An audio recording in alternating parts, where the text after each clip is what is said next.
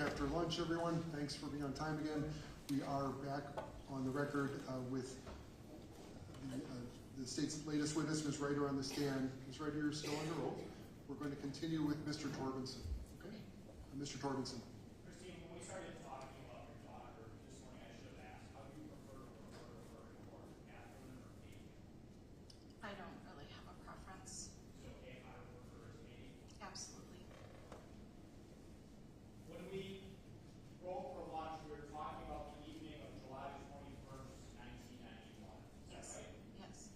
And you told us that you were with Delphine, Yes. the defendant, Yes. Delphine's two dogs, and Katie. Yes. And after you were out at the was it a festival, Yes. what happened next? Where did you go? We went home. Did Delphine and her two dogs come to your residence with you? Yes. Okay. When you arrived home, what happened?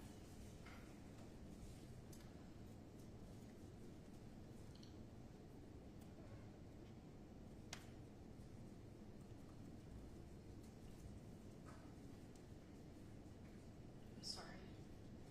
Okay. I believe Ron fed Katie. Ms. Ryder, I'm going to ask you to hold the mic a little closer and please just try to speak up a bit. Thank you. Go ahead. I believe Ron fed Katie. I don't remember how late we stayed up or anything. But Delphine slept on the couch. Delphine slept on the couch. Yes. Now, before we broke for lunch, you told us that you had a bassinet, and the bassinet was in the living room, right? Yes. When Delphine would sleep over at your house, what would happen to Katie, and where would Katie sleep? She would sleep in the bassinet. She would sleep in the bassinet? Yes. Out in the living room? Yes. Okay. I'm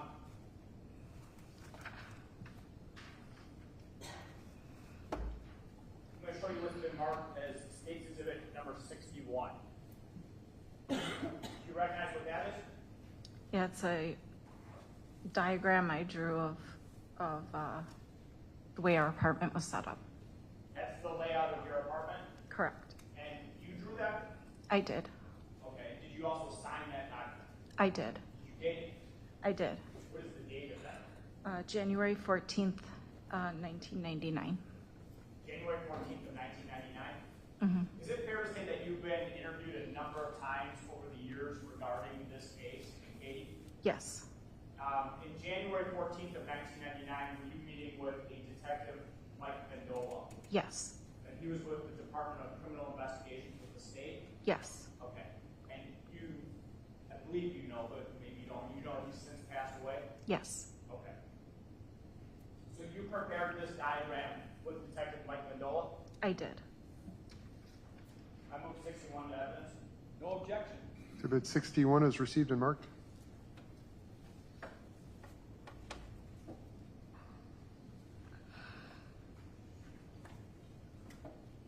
Christine, can you see 61 on the screen? Yes. Okay. So this is the layout of your apartment. Yes. This would be the living room, Yes. and you have the bassinet in the corner here, Yes.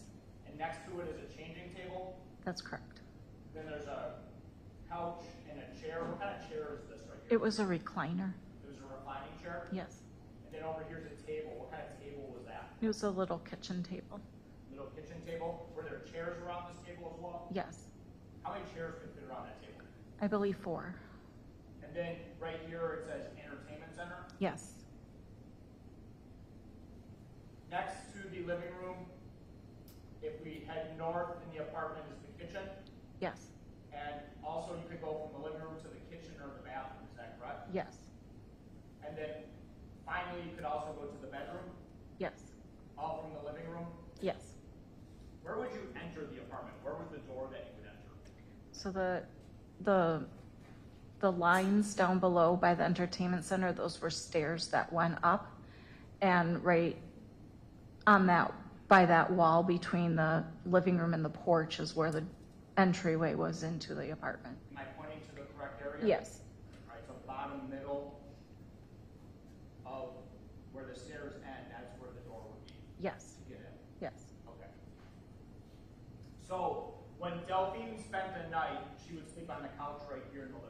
Yes, Katie would stay in the bassinet, yes, and then you and Ron would stay in the bedroom? yes. When you spoke with investigators, or when both you and Ron went to the hospital on July 22nd, you said that either you or Ron were the persons that attended to Katie that evening. Correct. Tell us how that worked with y'all being in the living room. We would just get up and feed her and change her as necessary, Okay. just like we normally did. Where would Delphine's dogs stay when they stayed over? They would be in the living room with her. In the living room with her? Yes. Okay. So your recollection is that Ron, the defendant, fed Katie that evening when you got home. What happens after that meeting? I think we just went to bed. After you went to bed, anything remarkable that evening about Katie or her well-being, her health that you recall? I think she was fussy, but I don't recall. I'm sorry. I'm Nothing sorry. specific sticks out in your mind. No, I don't recall. The next morning, do you recall waking up and who fed Katie first? Ron fed Katie. The defendant fed Katie. I think it was around 8 or 8:30. Okay. Did you do anything with Katie that morning before the defendant fed Katie? I may have done one of the overnight feedings, but I don't recall. Around this time frame, do you know how many feedings Katie was taking during the evening? I think she was eating maybe every 3 or 4 hours. 3 or 4 hours, so you're getting a couple hours of sleep and then someone would be up with her. Yes. Okay. So, Ron, the defendant gives this 8 o'clock feeding. What happens, if anything, that you recall during that 8 o'clock feeding? Well, let me ask you this first. I apologize. Where were you during that 8 o'clock feeding? I believe I was in the bedroom, but I don't completely remember that. Okay, so you're not sure where you were. No. When you or the defendant would get up to give Katie these feedings in the middle of the night, where would you give those feedings? Would it be in the bedroom? Would it be in the living room? Would it be somewhere else? Typically in the living room. Typically in the living room? Yes. Okay. So the defendant is the person that gives the 8 o'clock feeding, and you were where? If you remember. I don't remember. Okay. At some point, are you alerted to something happening with Katie? I noticed she was struggling with, after the feeding, she was struggling with the breathing and choking a little, which I was very concerned about. How were you alerted to that?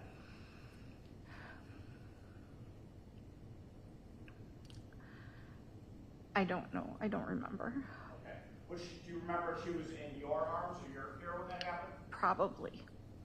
She's probably in your arms? Probably, when that yes. happened? Okay. And do you remember where the defendant was? No. Okay. So, she starts having this episode where, tell the jury what she's doing that you do remember. Spitting up a little bit, and it kind of almost was like gurgling or choking. Like I could tell the formula wasn't quite going all the way down, or that's what I felt like it wasn't doing. What did you do in response to this?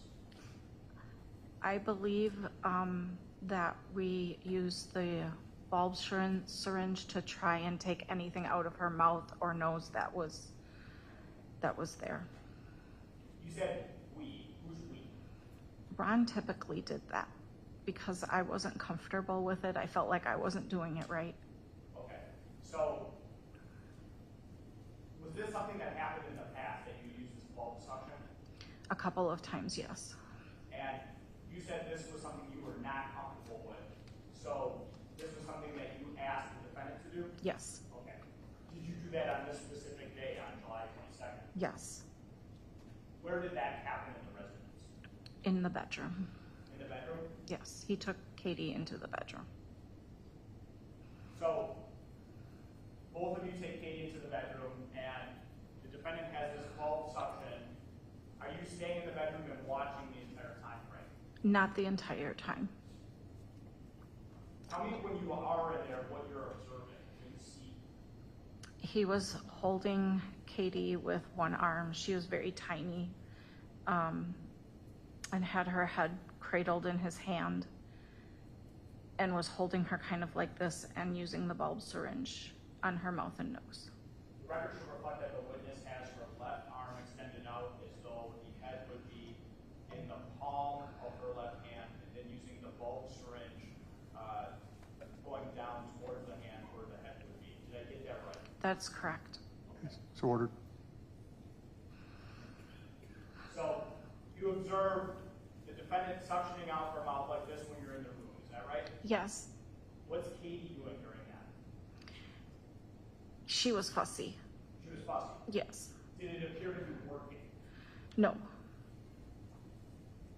Tell us about that. What did you see that told you it was not working? The suctioning was not working. I didn't feel like she was, I was very worried. I didn't feel like she was getting enough air in, and that something was blocking it. When this is happening, what is Katie wearing? Typically we just had regular baby clothes on her. She always wore a onesie and then whatever shirt and or pants or a dress on top. Do you have any memory of what she was wearing on this specific occasion? She was fully clothed at that time. She was fully clothed at Yes. this point in time in the bedroom when this is happening. Yes. Who got her dressed that morning? Ron did, after he changed her. So he would have changed her out of her onesie, changed her diaper, and put clothing on for the day. Yes. Okay. So she's fully dressed, and there's the bulb suctioning that's taking place, and you feel as though it's not working. Right. What do you recall happening next? I called the doctor. You called Dr. Who? Which doctor? Dr. Louds. And what did you do? I expressed my concern to him, and he told me to try and keep her calm and that she would probably be okay, that sometimes babies spit up and things like that, and it should be okay. Do you recall actually talking to Dr. Louds himself? I don't remember if I talked to him or if I talked to someone that answered the phone. Okay, someone at that clinic you talked to, Yes, at Forest View Pediatrics. correct. Okay. And they told you, I'm sorry, can you repeat one more time what they said? To try and calm her down, so that she could breathe easier, and that sometimes babies do spit up and that should be okay. Did that work? I didn't think it did. Okay. Tell us what you observed when you went back or when you went into the room to try and, with Ron, calm the baby down. I know I was very upset and worried about her. I don't remember what I may have said or done. I may have tried to take her. I don't remember, to be honest with you, but I didn't feel it was working, so I wanted to. He was continuing to try and clear out her airways, but I ended up calling the doctor back. Okay. You said he was continuing, he being the defendant, to clear out her airways. Was he doing it the same way with the bulb suction? Yes. Did you ever observe the defendant position Katie in a different way in order to clear her obstruction of her airway? I did not observe any other position, no. Okay. We've heard a little testimony about a belt buckle. Did the defendant own a large belt buckle?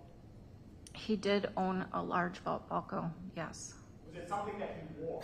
No, Did he ever wear it? I never saw him wearing it. Was this something that he more held on to as a keepsake than wore? I believe it was something he made in school. So, Something he made in school? yes, so it was a keepsake for him Okay. in one of his classes. Do you recall what the defendant was wearing this morning? No. better with my questions. I'm in July 22nd. No, I don't recall what he was wearing. Okay. So you're not sure if at some point you took Katie away from the defendant, but you were very worried during this situation. Yes. Okay. What were you seeing with your eyes related to Katie that had you so worried? She was extremely fussy, and I felt like she was gasping for air. How long did this continue for? It felt like a very long time, but I don't know exactly how long it was. It's a hard situation when it's your own child. Yeah, I remember being very, very worried. Okay. Felt helpless? Pardon me? Did you feel helpless? Yes. There was a second phone call you were telling us about to the pediatrics office. Mm-hmm. Tell us about that. I wanted to bring her in. I wanted to take her to the doctor. So I called back, and they agreed to let me bring her in. Okay. You take Katie into Forest View Pediatrics. What do you remember about that appointment? Well, before the appointment, I changed her diaper. Did you see anything when you changed your diaper? I did. What did you see? I noticed bruising on her abdomen. What did the bruising look like? There were several little tiny bruises, it looked like, or not, maybe not tiny, I don't remember how big they were, but there were several of them. And it appeared that there was irritation to the skin. When you saw those bruises on Katie's abdomen, what did you do? I got very angry and upset. And I turned around, I was at the changing table, and I turned around and I said, "Where did these bruises come from?" Who did you say that to? To Ron and Delphine. What was their reaction? They said they didn't know. What did you do? I finished changing her diaper and took her to the doctor. Yeah, you heard Dr. Louts testify this morning, right? I did, yes. Dr. Louts said that this was a unscheduled or unannounced visit to the pediatrics office. Do you remember that? Yes. Okay. So you showed up with Katie. Did the defendant go with you as well? Yes. When you go in and you meet, did you actually meet with Dr. Louts? Yes. Did you talk to Dr. Louts about the bruising when you went in and met with him? When they took off Katie's clothes, he noticed the bruising and he asked us about it. Okay. When you went in to the visit with Dr. Louts, you did not tell him about the bruising, did you? No. Did the defendant tell Dr. Louts about the bruising? No. Tell the jury why you didn't tell Dr. Louts about that bruising. Because I was afraid. What were you afraid of? That he...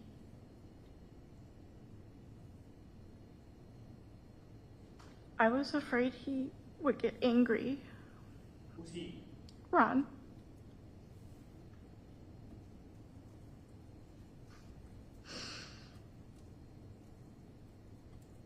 What explanation was given to Dr. Louts when Katie was seen on July 22nd, 1991? I don't remember if at the visit... I'm sorry.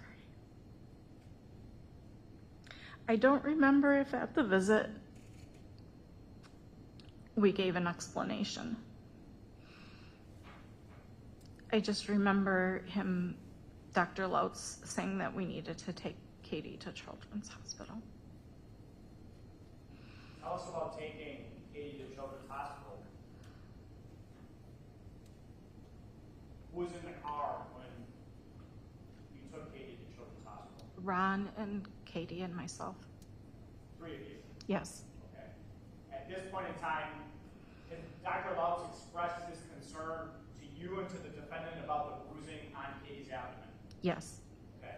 And you know you're going to Children's Hospital to have Katie further evaluated regarding that bruising, right? Yes.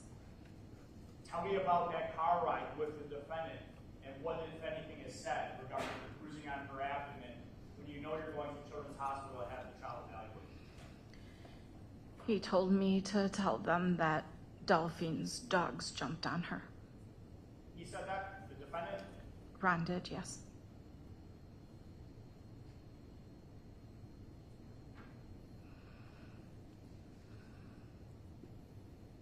You were at the house the evening of July 21st, 1991, with the defendant, with Delphine, with the dogs.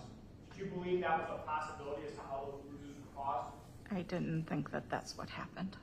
Okay. Did it concern you that the defendant was instructing you to tell this to the medical staff at Children's Hospital, Wisconsin? Yes. Okay. When you go to Children's Hospital, Wisconsin, what do you do? I remember I was very upset, and it was scary to me because they immediately took her and they started taking pictures, and it seemed like it was very chaotic, and I knew something was worse than what I thought.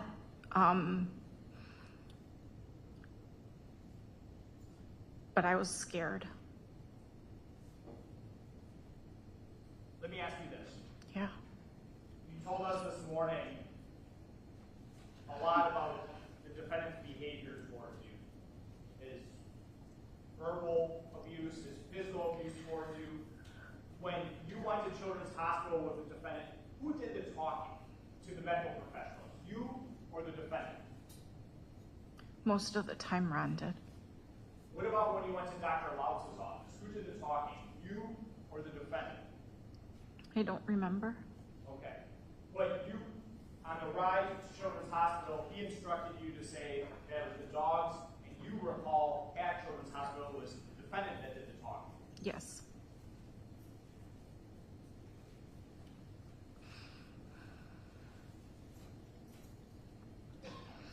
Tell us what else you remember transpiring or happening at Children's Hospital on July 22nd, 91. I remember sitting in her room waiting for results. I know we were interviewed together. I stayed with her the whole time.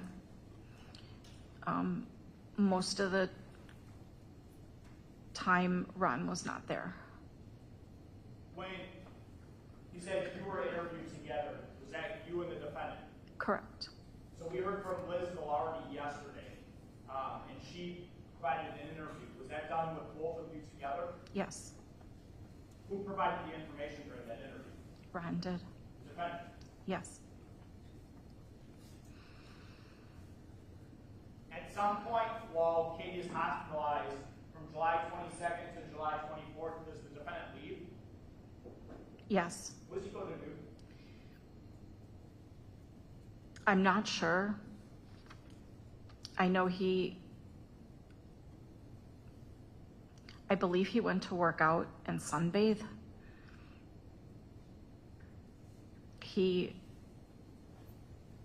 We had a pool at the apartment complex, and he spent a lot of time sunbathing out there. And So your recollection is that he went to work out and then go sunbathing. yes, What did you do?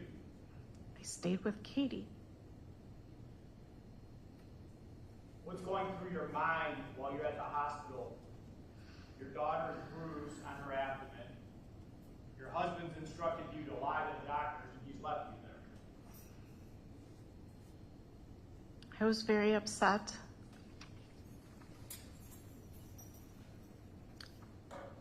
I didn't know what to do. I just wanted my daughter to be okay. Is anyone else there with you? I had lots of people come and visit while we were there, family members. Did they see the bruises? If Yes. you know? Did they ask you about them? Some of them did, yes. I don't remember specifically who. Did you tell your family and friends that asked? I don't remember exactly what I told them, but I know I lied. Why did you lie? Because I was afraid. afraid. Who were you lying for? Ron.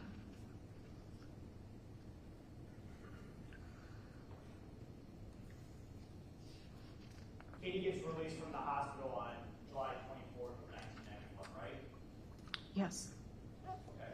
I want to talk about an activity that Ron would engage in with Katie quite often. I believe he referred to it as rolling kisses.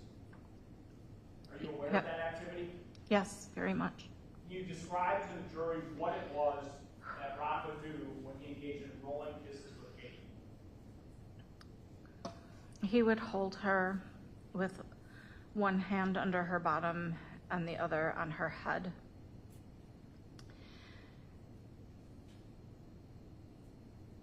And he would put her lips to his and then shake back and forth and call them rolling kisses. How would her body move when he would do this back and forth with her? Well, her whole body would move with the movement, so When the defendant was doing this, was he holding her head still in a single spot, or was her head able to rotate? he was holding her head, but it still could rotate. It could move side to side? Yes.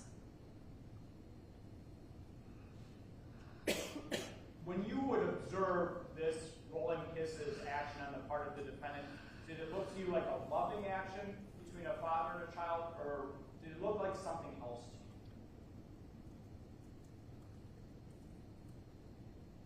you? I didn't like it. I asked him to stop. She didn't enjoy it. She didn't enjoy it? No, Being Katie. correct. How did you know Katie did not like this when She would cry. She would cry? Would Katie's cries be enough to get the defendant to stop? No, You told the defendant you didn't like it. correct. Did you tell him, the defendant, you didn't like it? Was that enough to get him to stop? No.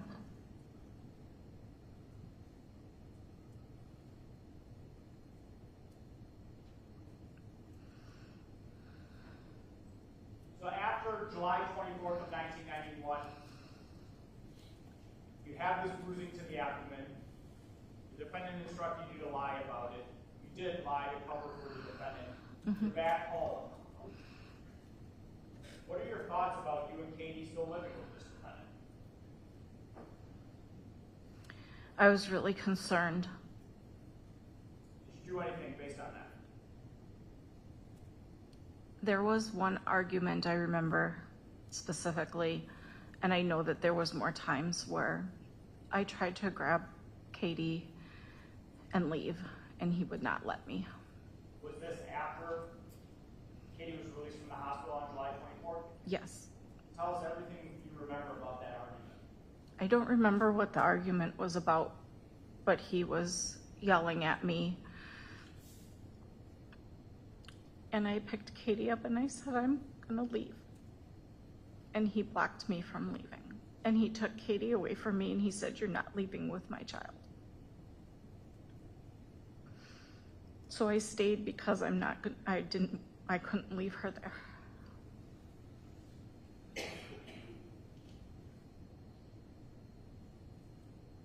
I want to talk to you about August 18th of 1991. Do you remember your Aunt Mary coming and visiting you after her vacation? Yes, I do. Tell us about that. She arrived and Katie was very, very fussy. Very just unconsolable, extremely fussy. Who was all home at the time that your Aunt Mary came over? Just Katie and I. Just the two of you. Yes. Do you remember where Ron was at that time? I believe he was at work. He had another job that he worked on weekends, is that right? That's correct. Okay. And so you two worked together during the week, but on the weekends he worked somewhere else. Correct. Okay. That job that he worked on weekends would be for a short few hours at a time, is that right? Yes. At the ground round? Yes. Okay.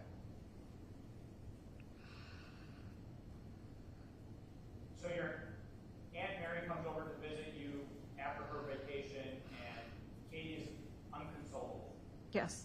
Tell us everything you remember about that. I remember my aunt taking her from me and trying to console her, and we were both working at it, trying to get her to calm down. But we couldn't. What things do you remember trying in order to console Katie? Rocking her, singing to her, Feeding her? feeding her, yes. Did any of those things work? They did not, no. At some point, did the defendant come home? He did. Tell us about that. He came home and Katie was still fussing and crying a lot. And he took her from my aunt and he went into the bedroom and shut the door. Do you know what happened in the bedroom when he was in there with Katie and the door was shut? No, I could not see anything. Did you hear anything? She was crying for a while, but eventually it stopped. Besides cries, did you hear anything? I don't remember. Tell us the next time you saw either Katie or the defendant. He brought her out and she appeared to be sleeping. So we laid her in the bassinet and she was sleeping.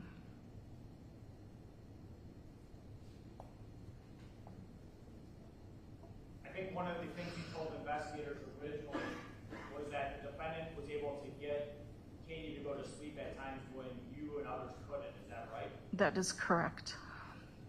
Tell us how he was able to do that. I don't know Why don't you know? because I wasn't there. What would he do so that you wouldn't be there or wouldn't be able to see what he did with Katie in order to get her to speak? He would go in the other room The bedroom? or in the living room if we were in the bedroom.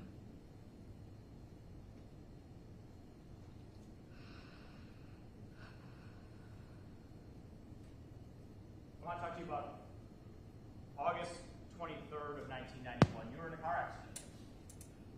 I believe it was the 22nd. 22nd, I'm sorry. Yes, I was. Tell us about that car accident that you were in. Was Katie with you? Katie was with me. She was in the back seat behind the passenger in her car seat. She was in her car seat, in the back seat, behind the passenger seat. Correct. Okay. And who was driving the car? I was. Was anyone else in the car? No. How did the car accident happen? Tell us all about it. I ran a red light and I noticed I ran the red light, so I shouldn't have, but I stepped on my brakes because I was like, oh my gosh, I ran a red light. And a car that had been stopped going the other way hit on the back end behind the driver's side.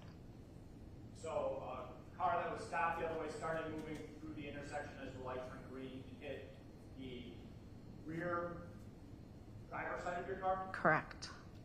Tell me about the force of that accident.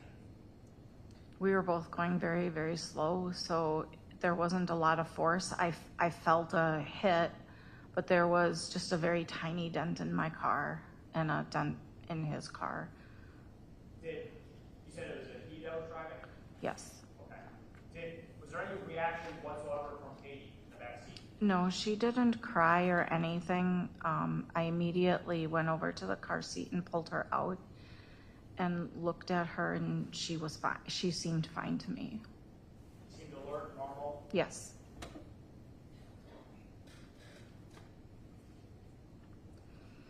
You said the driver of this car was a he. Did you have a conversation with him? Yes, we exchanged information. There was very little damage to both cars. So we just exchanged information and I ended up paying for his damages. Do you remember what you paid for the damages of the car? I believe it was like $300. $300? Yes. Okay. What, if anything, did you do to kind of watch over Katie after that car accident? I just kept a close eye on her to make sure that there were no injuries on her or anything, or that she never seemed upset or anything. She never cried. She didn't seem different at all. No, not at all. Did you suffer any injuries from this car accident? No.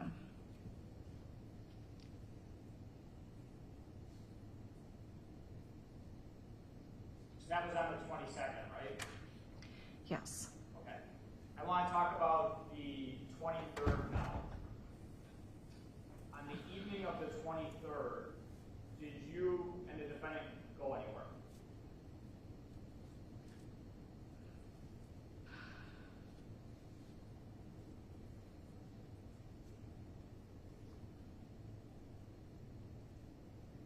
I don't remember. So this morning you told us about Mexican fiesta, right? Yes. And then you've also talked to the police about going to a church festival. Yes. Okay. And so on the evening of the 21st of 1991, did you go to Mexican fiesta or a church festival? We went to a church festival. The church festival? Yes. Okay. So when I was asking questions this morning, you said Mexican fiesta, but it was the church festival? It was the church festival, yes. Okay. When you went to the church festival, is there anything else different that you remember about the church festival versus Mexican fiesta? And maybe I should ask it this way. Yes. Did you do anything different at the church festival? Did different people go to it? So at the church festival, Delphine was with us with the dogs. Katie was in her car seat. Delphine was in the back seat with her. Ron drove. I was in the passenger. And we stopped because Ron wanted to go on a ride. Okay. So, was that the first event or the second event that happened? Was that the evening of July 21st? That was July 21st, yes. Okay. So when you talked this morning about Mexican fiesta, I mixed them up. Yes. All right. To be clear, Christine, did you and I talk at all during the lunch hour? No, we did not. Okay. Tell me everything about the church festival that you remember from beginning to end on July 21st. I remember we weren't there long. He just wanted to go on this one ride. So we went on the ride and came right back to the car. Okay. Who all got out of the car to go on the ride? Ron and myself. Where did Katie stay? She was in her car seat in the car with Delphine and the What two was she doing dogs. in her car seat? She was sleeping, Sleeping? And where was Delphine in the car? sitting next to her. Where were the dogs? They were in the car with them. With Okay.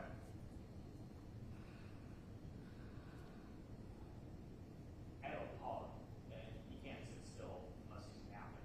What were these dogs like? Were they like jumping when they're in a car and it's parked? Were they jumping around?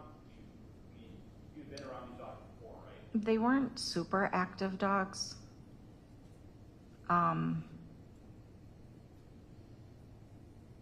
I don't remember exactly how active they would have been, but they Older dogs or younger dogs? one of them was older, one was a puppy. So, do you remember the ride that the defendant went on? I believe it was the Hammer. The Hammer? Yes, What kind of ride is that? scary one. You sit in this thing that it has a real long pole and two capsules, and you sit inside the capsule, and two people can sit on one side, two people can sit on the other, and it goes around, and as it goes around, your capsule spins. So it goes upside down Yes, and it spins. yes, Okay.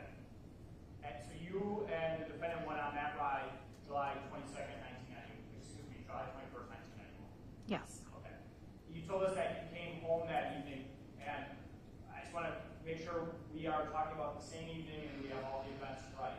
Do you remember who fed, if anybody, fed Katie upon coming home after going on that ride?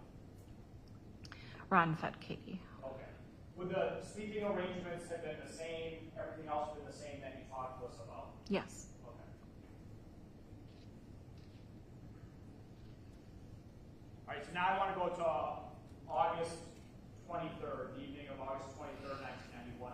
That is Mexican Fiesta. Yes. Tell us all about Mexican Fiesta and what happens there. So I remember eating there and walking around a little bit. We didn't have a stroller or anything, so we were taking turns holding Katie. When you say we, who's all with you? Delphine, Ron, and me. So the three of you are walking around taking turns holding Katie and attending Mexican Fiesta, right? Yes. Okay. What do you remember about that evening? I remember walking around with her. I remember Ron was holding Katie at one point, and I did not see it, but I heard Delphine tell him not to shove the burp cloth in her mouth.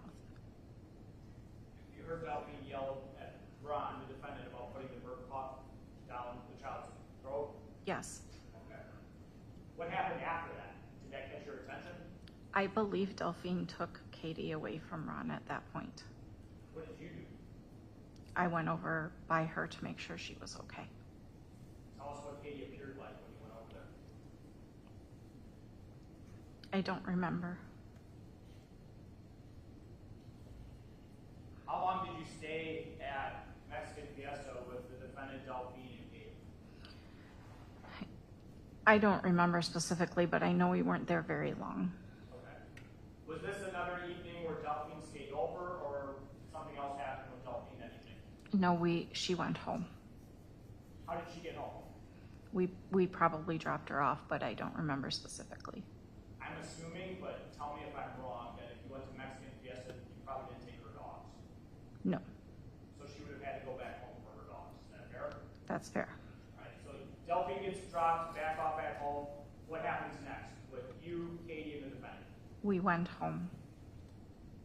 When you arrived home, what happened? Ron fed her and put her to bed. The defendant fed Katie, and the defendant put Katie to bed. Yes. Do you recall whether or not he did that kisses or rolling kisses thing with Katie that evening? Yes, he did. Do you remember anything stand out about Katie that evening, the evening of August 23rd, 1991?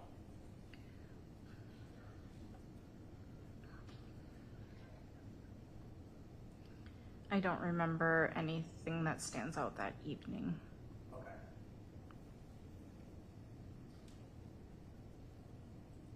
Katie's getting close to 2 months old. She's about 7 weeks, a little over 7 weeks old at this point.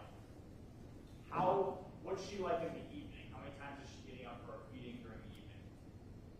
She wasn't getting up as often. So maybe one time during the night, maybe twice. 1 to 2 times a night? Yes. Who would get up with her?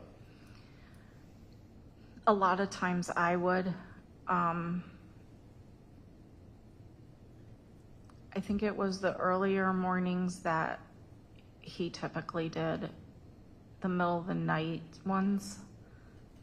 I don't know. I don't remember. I think it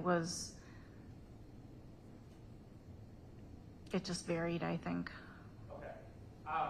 You said he being the defendant, right? Yes. And he would take some of those feedings. He would be helpful, right? Yes. And your recollection, at least sometimes, is that he would do the middle of the night and you take the early mornings? Yes. But it's hard to say what happened on one particular day. Right. I don't remember. That's fair. Okay. I want to talk to you about the morning of August 24th, 1991. What do you remember about Katie that morning?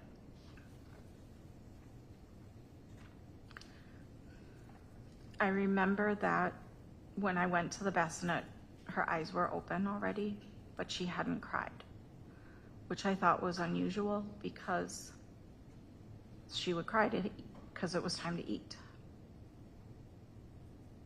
Was this when you woke up that morning?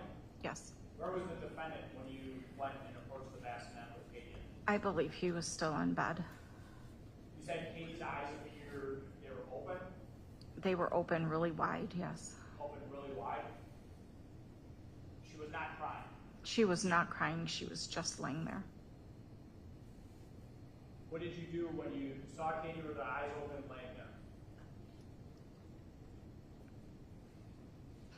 I thought it was unusual that she didn't cry. And I picked her up and she still didn't cry. And she just seemed to not be herself. She didn't really do anything. I picked her up and she just laid there. She was real like listless or lethargic, and she just laid there. I was able to feed her some and change her diaper. So she did take a feeding. You were able to change her diaper? Mm-hmm. Yes. Yes? Yes.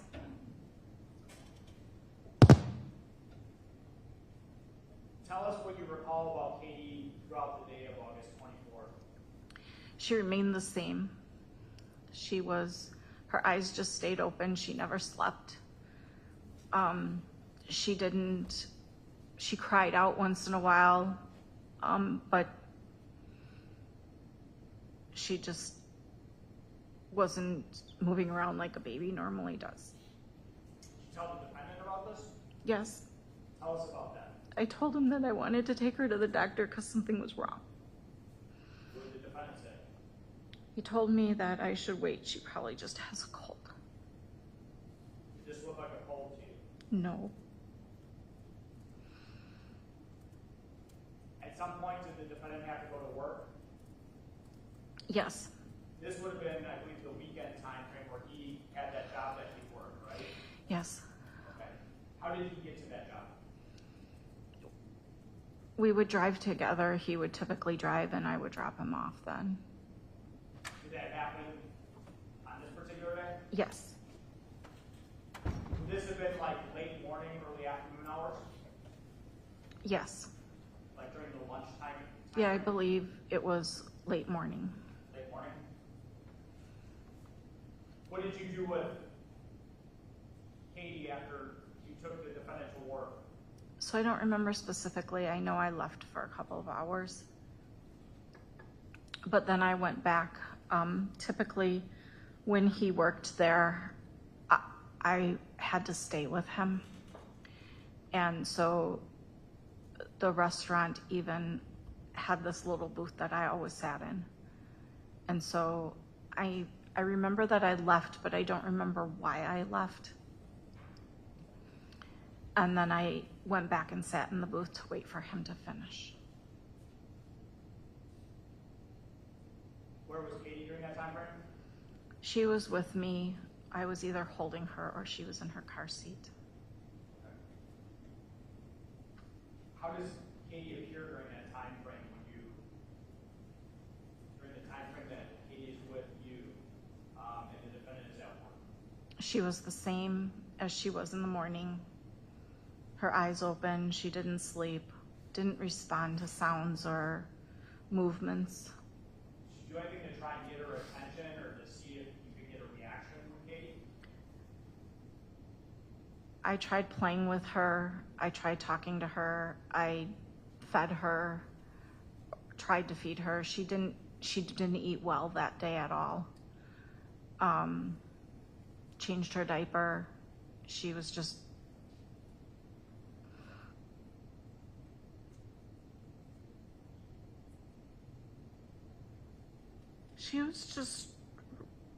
she just ate there.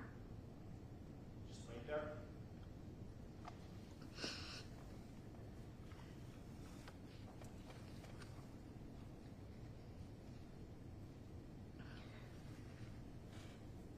Did you talk with the defendant again about Katie's condition when you went back and picked him up from the ground round?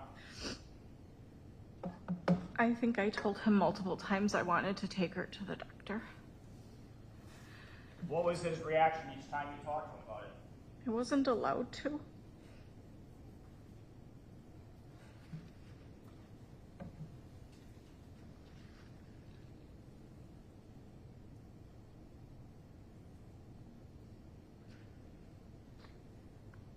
saw the video that was played during opening statements, right? Yes. Are you okay? No. You want to take a break? Yes. Just we take a brief break. Yes. We're going to take about a 10, 15-minute break, everyone. Please leave your notebooks here, and all rise for the jury, please.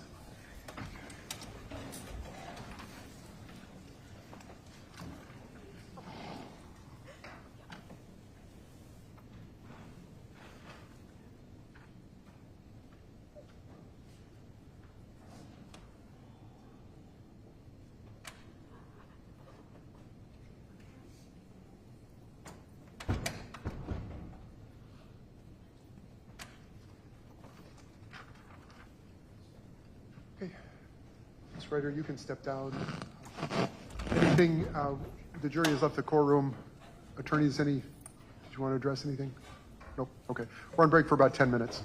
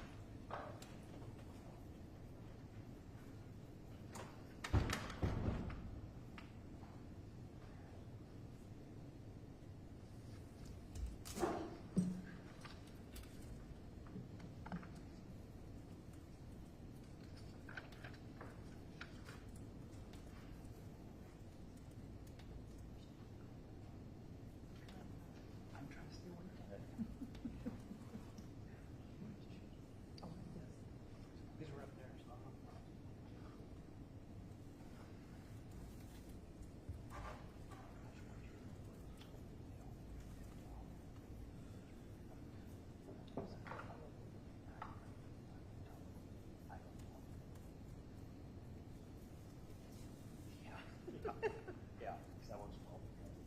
Yeah, I've seen it when I get it. I just always no way.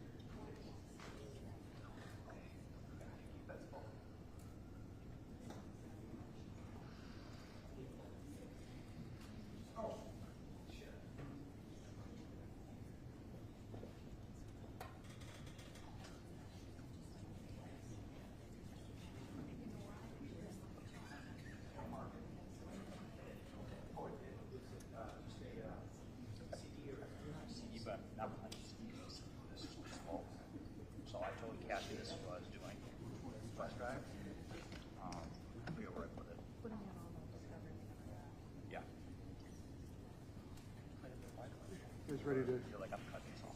So. get going again? Parties, is everyone ready to get started again? Ms. Ryder, you ready to go? Okay. Why don't you come on up? We'll bring in the jury.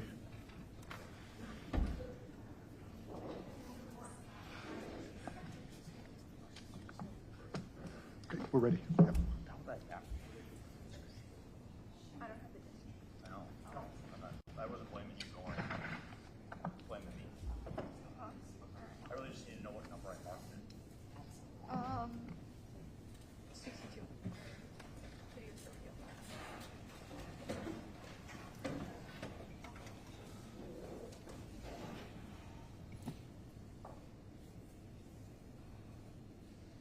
We're trying to guess my password. Oh, I already got it. oh, Charlie got it, okay.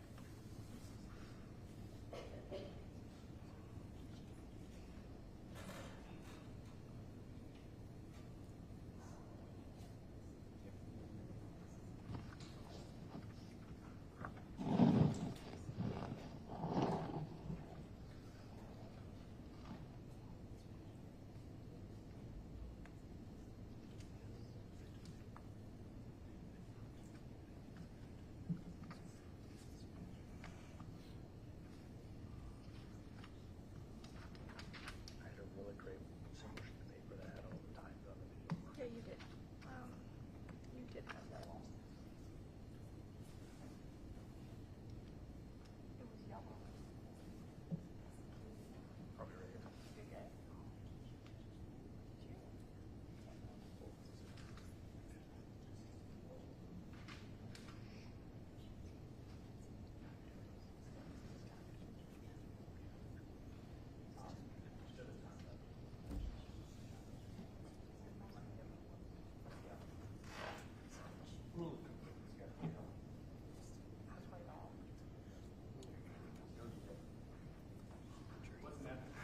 There's only so many here. All rise for the jury.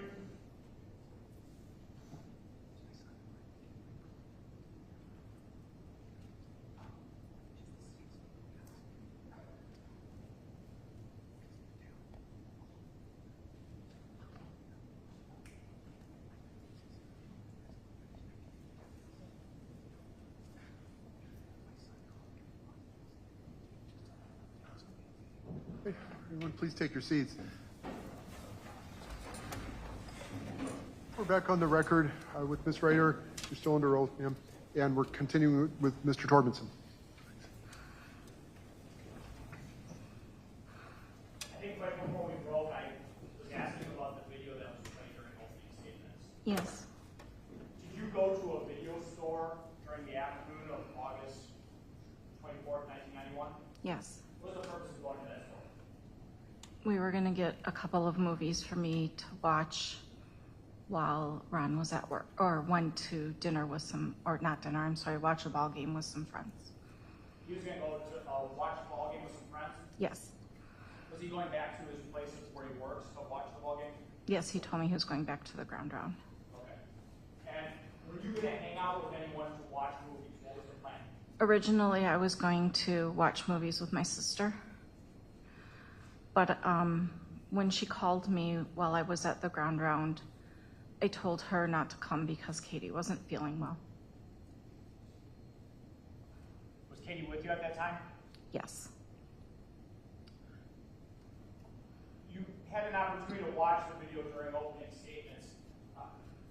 There are two people in this room that probably know Katie better than anybody, you and the defendant. So I want you to watch what's been marked as State Exhibit number 62, and then tell us what, if anything, you noticed about Katie, okay?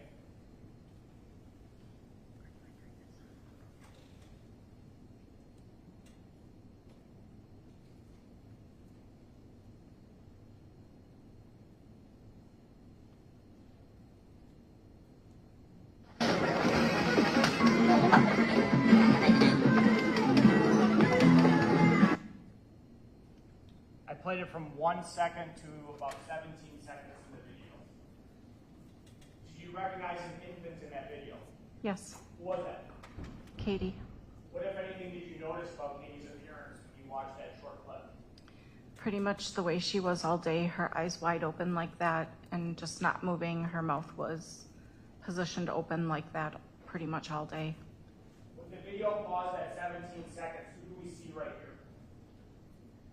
here? I'm in the picture and Ron, and I don't know the name of the person who else. The person with the really long Right, hair? yes. Okay.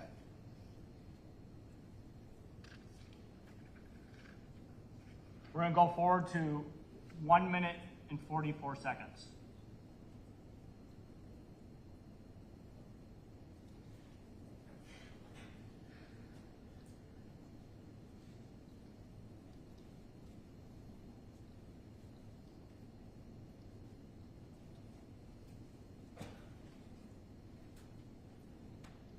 You mean, what are you doing later?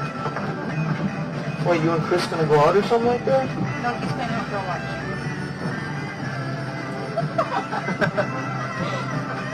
You're so morbid. How'd you like it if I stepped all over you? Is that a sandwich? Shoes were made for walking. That's just what I'll do. One of these days. No, walk out.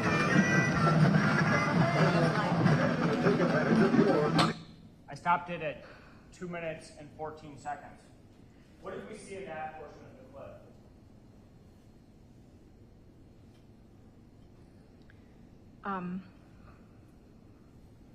We saw Katie again with that same look on her face.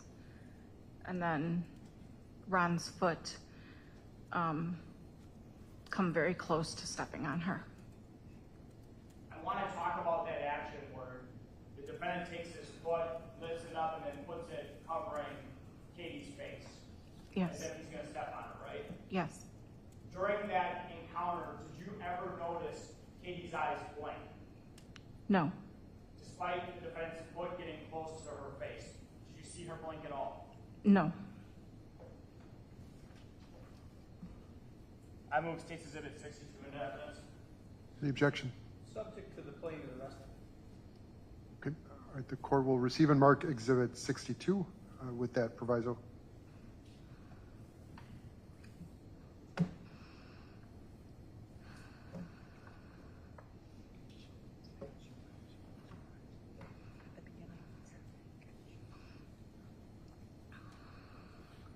So after the video store, you still went to the video store and were getting movies, right? Yes, Okay, even though at the ground round you canceled the plans with your sister. yes, Was the plan still for you to have movies to watch at home? yes. During this time frame, are you talking to the defendant any more about Katie's condition, Katie's state? I brought it up several times during the day. I don't remember when exactly I did. Very specifically in the morning for sure. While we were at the ground round, I did bring it up when we were leaving, saying that I'd like to take her to the hospital again. But I think that was the last time that I said When was that last anything. time you brought it up? I'm sorry. When we were leaving the ground round. Okay. What was the answer during that time frame? He told me that we should wait, that she probably just has a cold. Okay.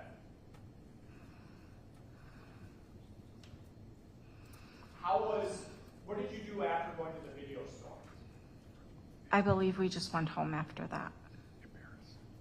But I don't remember specifically. Anything remarkable that afternoon other than how Katie was?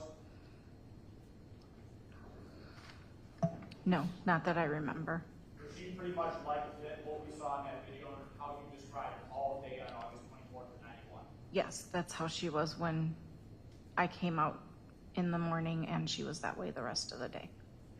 Mr. Torbenson, I'm sorry, I need to break in for a moment, completely unrelated to this case. A different case that was previously scheduled in this court, State versus Latham Barber. Is Mr. Barber present in the courtroom by any chance? It does not appear so. Is that Mr. Barber? Mr. Barber, you need to go to Judge Crivello's court. Her courtroom number is 620. So go up one floor, again, courtroom 620, okay? You're welcome, sir. Thanks. Okay, I apologize, everyone. Okay, we're back with Mr. Torbenson. I think we were talking about that afternoon after going to the video store, and you were telling us that Katie was essentially the same. Was there anything that you were doing to try and see if you could get her to snap out of it? After we arrived home, Ron became concerned because she wasn't responding, that maybe she couldn't hear. So he grabbed some pots and pans and clanked them right above the bassinet where she was laying. And at that moment, she did blink her eyes. So if there was a loud sound in front of her, like the pots or pans, she would blink her eyes? Yes. Human beings normally blink their eyes every, so many seconds. When you were observing Katie, was she doing that? She never blinked her eyes, no. She was holding them open? Yes. So the defendant takes these pots and pans and clangs them in front of Katie to get this reaction. What does he say, if anything, after that? He said, "Oh, good, she's not deaf." Oh, good, she's not deaf. Yes. What happens next? I don't remember any specifics other than when he left. Tell me about when the defendant left. What did you do, and where was Katie? After he left, I watched a movie and held her. I assume that was in the living room, is that right? Yes. Okay. And were you on the couch with Katie? Yes, I was. Tell me about how Katie was during that time frame. She was the same. She just kept her eyes open and just laid in my arms. I continuously attempted to talk to her and get reaction out of her, but she was very lethargic and just laid there. Did she ever nap during this entire day on August 24th? She did not nap at all. She did not close her eyes. She didn't close her eyes. No.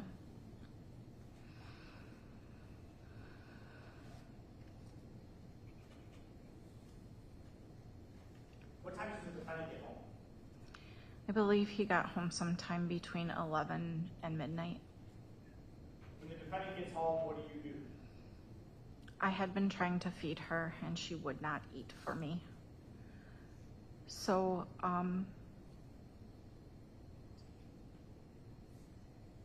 I gave her to him and he started trying to feed her. Where did this take place? This was on the couch In the living room? in the living room. At 9070 West Waterford? Correct. You give Katie to the defendant so that he can try and feed her. What do you do? I went into the kitchen to wash some bottles. Can you see what the defendant's doing when you're in the kitchen? No. How long do you believe you were in the kitchen away from the defendant, away from Katie? Maybe 10 minutes. 10 minutes or so? I'm just guessing at that. Did you hear anything? No. Anything stick out in your mind during that time frame? I believe Ron said she's eating. You remember the defendant saying she's eating? I believe he did say that, yes. After you finished washing the bottles in the kitchen, what do you do? I went back out to the couch and sat down next to Ron. What was the defendant doing and where was Katie? He was holding Katie and he had just finished feeding her. Were you able to look at Katie at that point? Yes, What did she look like? the same. Except she did have formula in her mouth area. So her eyes still appear to be open, not blinking? Correct. Infants also tend to move their arms and their legs. Was Katie doing anything like that during the day? No. Was she doing anything like that at the time that the defendant was holding her on the couch? No. So you sit next to the defendant who's holding Katie. Tell us how he's holding Katie in his arms. He had her cradled like this because he was feeding her. So like you would cradle a baby when you fed them. And you walk in and you said there were signs of formula around her mouth. Yes. After he's feeding her, what do you remember happening next? He handed her to me, and I had her up on my shoulder, like to burp her, and I noticed she wasn't breathing.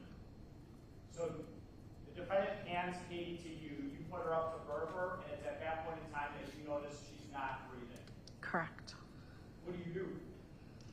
I said she's not breathing. And Ron took her and laid her on the floor, and he blew a breath into her mouth, and at that point she spit up what I thought was probably the formula that he had just given her. Describe how much she spit up. It was quite a bit. That was from blowing one breath into her mouth? Yes. What does the defendant do after she spits all of that up? He turned her over to help get anything else out of her mouth that might have been in there. Did he do anything after he flipped her over?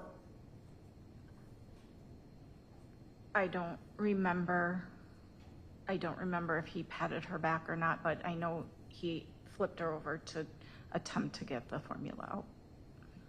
After Katie vomits and the defendant flips her over, is Katie making any sorts of sounds? No. Are you seeing any reaction out of her body? She appeared to be gasping for air. Tell us what that looked like.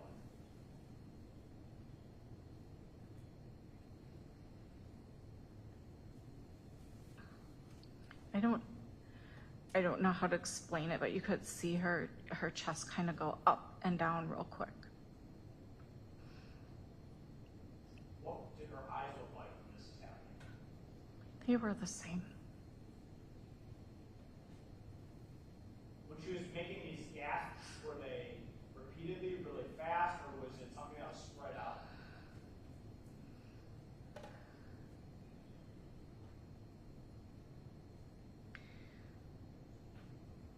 It wasn't a lot of gasps. It was a few. I don't remember how spread out they were. I think they weren't, I don't think they were like fast succession, but I don't remember for sure. I was panicking. Is this what you were panicking? Yeah. This is scary. Oh yeah. More than scary.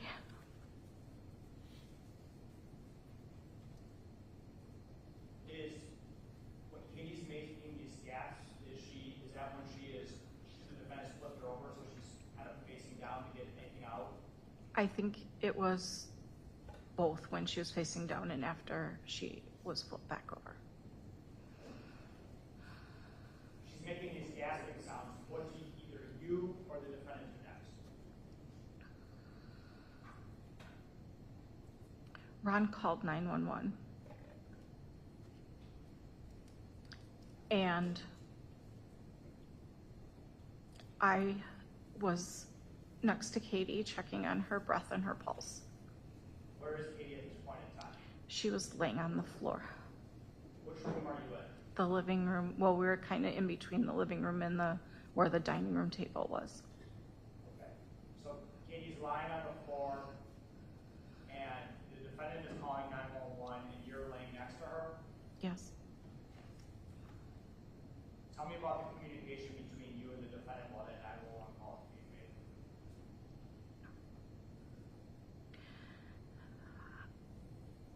made. He was talking to the 911 operator, and I don't remember if I said anything or not. I was just trying to see if Katie was breathing. You told us that you checked on her pulse. How did you do that?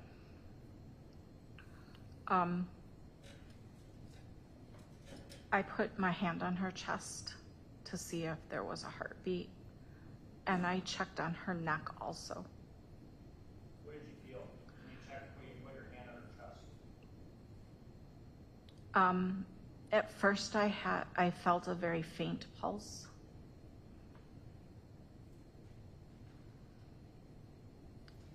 But after a while, she stopped breathing again and I couldn't feel any pulse at all. You said she stopped breathing again. What were you doing to watch her breathing? I had my face down by hers and I was seeing if I could feel breath on my cheek. At some point, does someone start CPR? So Ron called 911 again, a second time, and they, through the phone, gave him instructions. Before we go on with that, I want to talk about that first phone call to 911. How did that first phone call to 911 end? Ron said they were on their way. Okay. A second phone call to 911 is made. Why was that second phone call made? Because that's when I noticed there was no pulse in breathing the second time. Okay. So the second phone call is made. Is the defendant the person who called 911 that second time as well? Yes. And how close are you to the defendant, or where are you when that phone call is being made? So it wasn't that far because the phone was over by the kitchen table and the apartment was rather small, so Katie was on the floor between the living room and the, I guess what you would say, an dining room area. And he was by the dining room table. Did someone do CPR? I did. Tell us what you did. I did short breaths and chest compressions. You demonstrated with your hand 2 fingers? Yeah, Is that 2 right? fingers. Why did you use 2 fingers? That's what the paramedics told me to do. So, and who did they tell? How did you get that information?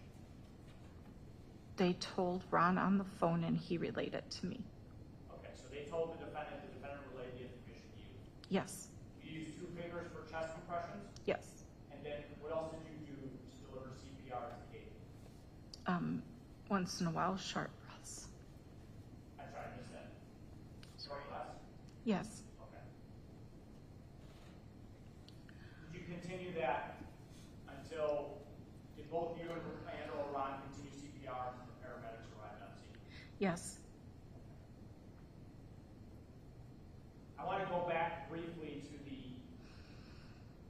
previous evening. The evening of August 23rd, 1991. You told us about going to Mexican Fiesta. You told us about arriving home. You told us that the defendant was the last one to feed Katie and gave that feeding to Katie. Were you with the defendant when the defendant put Katie to bed?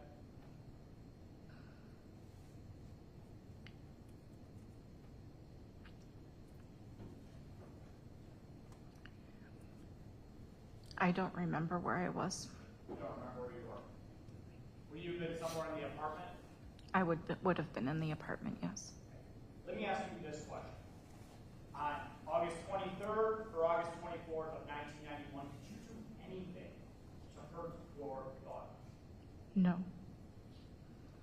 On July 21st or July 22nd of 1991, did you do anything to result in the bruising on your daughter's abdomen? No.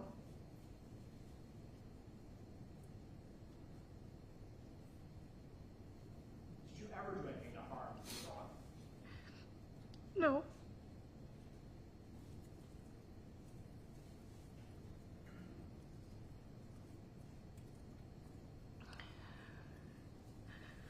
Other than you, who was the only other person that cared for Katie on August 23rd and August 24th of 1991? Ron?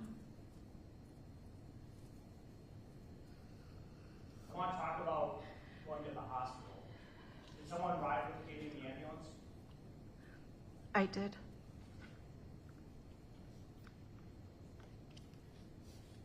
What was it like when you got to Children's Hospital in Wisconsin?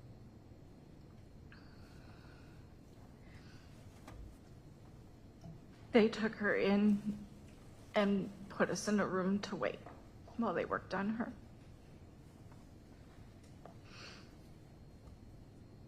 When you're in that ambulance, tell us about the firefighters and the EMTs working on Katie. They were working on her the whole trip. Could you tell what they were doing? They were trying to get her heart beating and her breathing. Was anyone talking to you during that time frame? The driver, When you get to children's, Katie's rushed to one room and then you go to a different room? they put us in like a waiting room, a private waiting room. Does the defendant come to children's? Yes, he followed in the car, followed the ambulance in the car.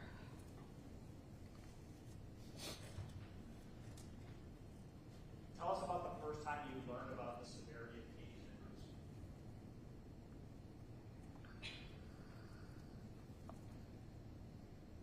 I remember them telling us that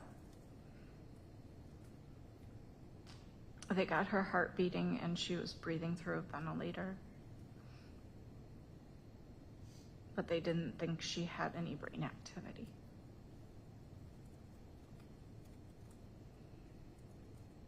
What was your reaction during that vision? I cried and fell to the floor. Where was the defendant in that vision? He was standing next to me. What was his reaction? I didn't look at him. Did he console you? I don't think so.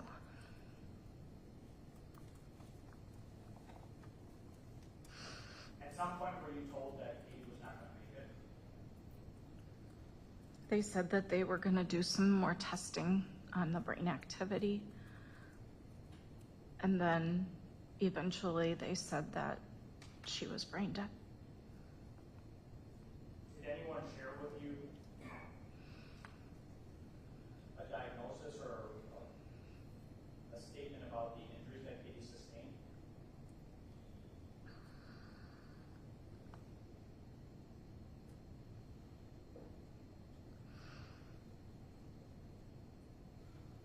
I do remember them telling us that there was no brain activity and that she had the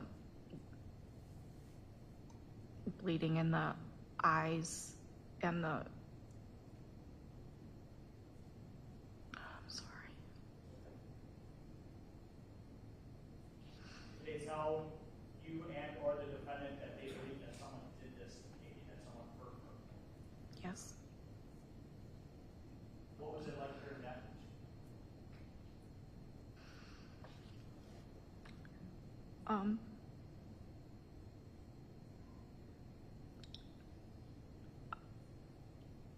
I was angry and sad.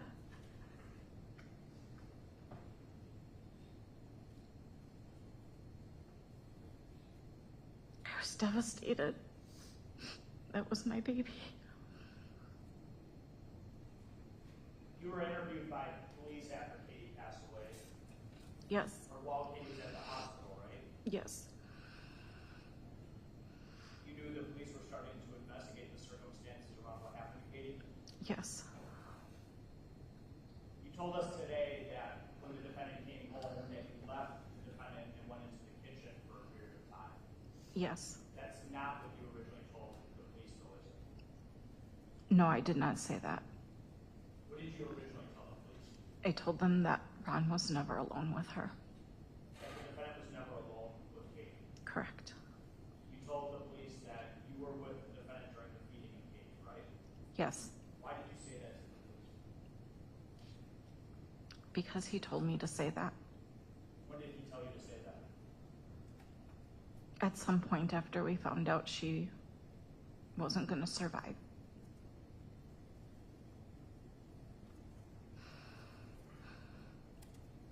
When you received the news that Katie was going to pass away, did the hospital offer both you and the defendant a last opportunity to hold Katie before she passed?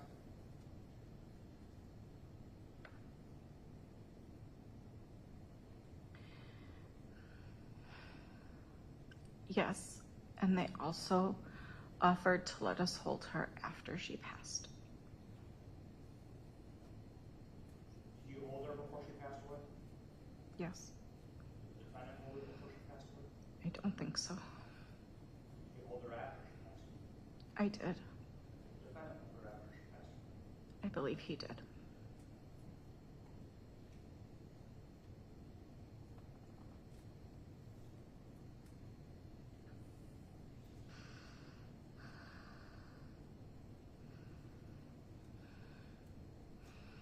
Did you stay in a relationship with the defendant after the passing of Katie?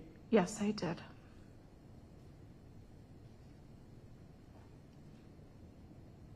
Did you and the defendant stay living at the apartment on Waterford? No, we did eventually, but at first we stayed at my parents' house. Tell me about staying at your parents' house.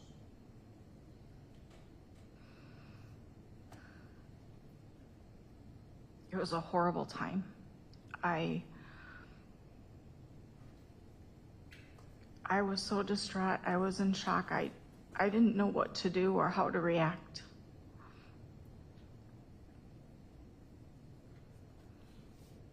At some point, did your parents assist you in getting a lawyer?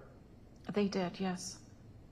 What was Ron's reaction to finding out that your parents got you a lawyer? He was angry. I think he was worried that I would say something, do something. Did he have conversations with you about what you would tell the lawyer? Yes.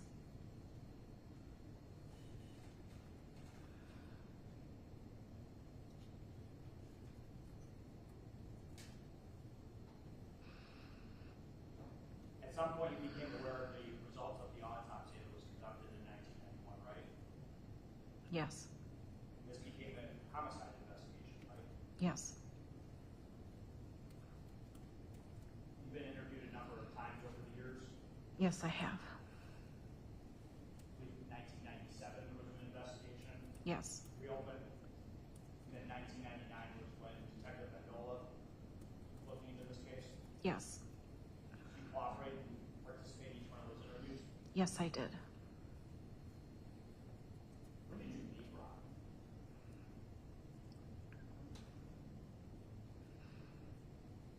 December 14th, 1995. December 14th, 1995. Did that domestic violence, that physical and verbal violence continue after the passing of Katie? Yes.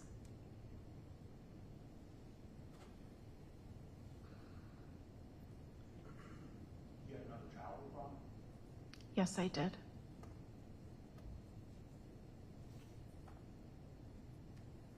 Why did you leave him? Could you repeat that?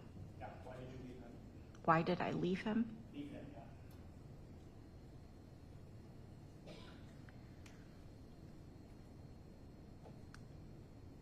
I left. They took our second daughter away. Taking Child Protective Services? Child Protective Services took her away. She was living with my parents. And I couldn't believe that I had a second child that was taken away from me, but I was grateful that she wasn't in the home. Did you get her back? I did get her back, yes.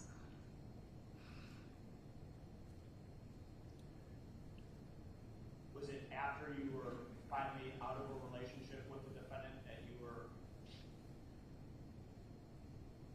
talking with law enforcement about what happened? Yes. Did you also start to share some of the domestic violence with the family? Very little. Are there things you told us today that you haven't told anyone about yet? Yes. Quite a bit. For the first time out loud here? Yes.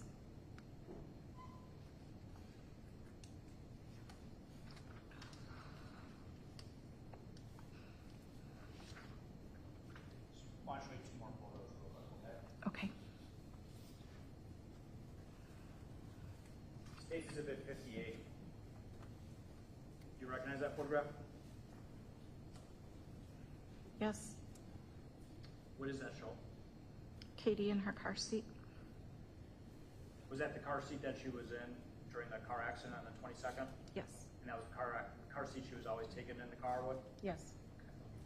I move 58 in evidence. No objection. Exhibit 58 is received and marked. And State's Exhibit 60. What do we see there? It's a picture of me and Katie. Together? Yes. I move 60 in evidence. No objection. Exhibit 60 is received and marked. Thank you. Mr. Glenn? You and Ron raced in when you met, right? Yes.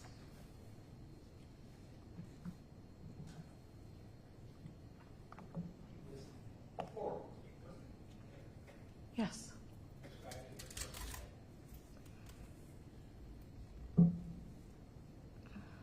Together for several years, and then you got married after you found out you were pregnant with Katie, correct?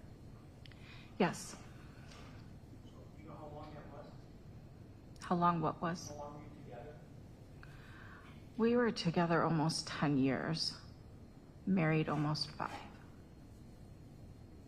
And of all of those horrible things that Mr. Torbenson went through with you, it was a volatile, chaotic relationship, wasn't it? Yes. It's amazing. He has to take full responsibility for the actions that he took. Are you asking me if he has to? He should. I think so too. And during the course of that relationship, you both worked mostly at labor world, correct? Yes. And you kept the checkbook that paid the bills for the family? Yes, I did. And sometimes when he would do those horrible things to you, you would defend yourself or strike back, kick him in the groin, hit a wall, something like that. Understandable. I defended myself. Pardon? I defended myself. Correct. That's what I was talking about.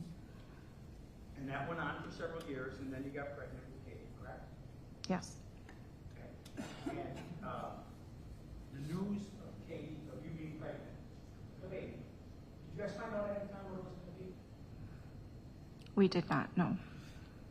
And that was a joyful period. There's a lot of good times between a loving husband and a loving wife and potential parents, right?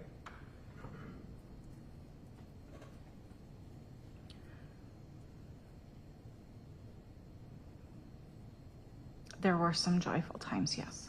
You shared a lot of that same feeling of excitement about having a child, I was very excited to have a child. as was Ron, correct? I don't know what he was thinking. Well, did you guys plan and sign up together for birthing classes? Birthing classes, I believe, were required. Okay, but you We did sign up for them and went to a few classes before she was born. Yes, we did. and you said earlier in your testimony that Ron went to all of the medical appointments, except that the one where you had to go to the hospital. Correct. And but otherwise, there's a lot of medical appointments when you're pregnant and anticipating. Yes. And he was always there supporting you in anticipation of the birth of your child, right? He was there with me. And we talked about direct examination about that appointment that you had to go to. Do you remember why Ron couldn't be there? He was working. Right. So he didn't just blow it off. He just said, "I have to go to work. You're going to go to the appointment." You guys both anticipated that it would be a short appointment and you'd be back at home, right? Yes. But that's unfortunately not how it happened. Correct. And then there was, you talked about this, you got a little upset because he didn't come right out of work. It took a long time for him to come there, so you could go to the hospital. Correct. And then when you were in the hospital, you talked, you said Ron left. And you were kind of I was very hurt. And as it turned out, he was going home to get the baby, kind of the baby basket that you guys have put together. I mean, this is now 5 weeks before you're actually anticipating having a child, right? Yes. But yet the two of you had already prepared a nice little thing to to go to the hospital for the birth of the baby, hadn't you? We didn't prepare that yet. He went home to get the clothes. So he went home and he brought the baby box back, right? He brought a change of clothes in the car seat, yes. And so that was something that you had done, and then it was fortuitous because then you had baby early, correct? Baby Yes. early. Okay. Ron was there for the birth, He did make it back for the birth, yes. decorated the room, He did. pink balloon cards. It's exciting. You guys welcome the child into this world together as loving parents, right? Yes. Katie had to stay in the hospital Yes. for a little bit of time. You talked about us, and I completely understand the anxiety and fear that you would have when she had to stay in the hospital. And I particularly related to that joy that you shared when you got the call to say you could come together. That was a big day for you guys, wasn't it? Yes, I was very happy. And so was Ron, wasn't it? I believe so. And the two of you went and you welcomed, well, you went and saw your daughter kind of for the first time, knowing that you were going to take her home, right? Yes. You got all of the preparation done together, and you went to the hospital, right? Yes. And then you took Katie home, and we've seen those beautiful, wonderful pictures, right? Did Ron take that one out in front of the apartment? Yes. Probably a very proud father at that point, correct? I would hope so. And then a series of medical follow-ups, right? Were Yes. necessary for Katie? Yes. That made you feel anxious and concerned, I'm sure. She was premature. I was anxious and worried about her. Sure. But you and Ron did everything that the physicians and nurses and all the medical professionals, you guys did what they told you, right? I did. Oh, Ron didn't do anything? I didn't say he didn't do anything, but he didn't do everything that they told us. You had medical appointments, you had procedures and things to watch, and put that together, you were loving parents, didn't you? Yes. And so, between the birth on July 3rd and July 22nd, this is about Dr. Lowes, how many times did you go to the doctor? Remember? After she came home on the day? I believe we went 2 or 3 times And why did you do that? because she was premature and they needed to check to make sure she was gaining weight. And you and Ron went each time? I believe so. On the advice of the medical professional and out of your own concern. I don't know how to answer that. I don't. Okay, I'll just sorry. So you went to all the medical appointments, and then we come up to July 25th. Torrance asked you a lot of questions about it. I think at first there was a little confusion about what it was the night that you were with Delphine, 2 dogs, Katie, you and Ron in the car, and I think you came upon the church festival. I don't know if you went to one. But you came upon it, I think somebody saw this ride that was there. Yes, we were driving past it. And you kind of impromptu, you did a little stop and said, Ron said, hey, I want to go on this ride, go with me. Yes. Because this is the hammer, and it's a frightful thing. I can't imagine getting in it as a 62-year-old now, getting in that thing. I know exactly what the ride is. But so you went and did that. When you did that, you left Delphine, Katie, and the 2 dogs in the back seat of, was this like a 1976 Buick Skylark? It could have been. I don't remember which car we had at that time. But as you remember it, when you and Ron went off to take a ride on the hammer, the the car, your car, they were in the back seat. Did she get around to come around to the front seat, or did she stay in the back seat with the dogs and Katie? She stayed in the back seat with Katie. Do you remember that Katie was sleeping inside? Correct. Did she sleep the whole time that night? When we came back from the ride, she was still sleeping. And then, did you notice anything unusual? Not at that time, no. But you didn't really check for anything unusual either. No. And then you and Ron got in the car, I assume. Katie had to have been in the car seat, right? Yes. Facing forward? Yes. Did you lock that car seat into the car? I don't remember whether I did or not. Was it one of those car seats that you could just hit a button and then pull it out in the carrier? I don't think so. So you never took the car seat into the house? No, we would take the car seat into the house. Okay. So on this night, do you remember when you got home?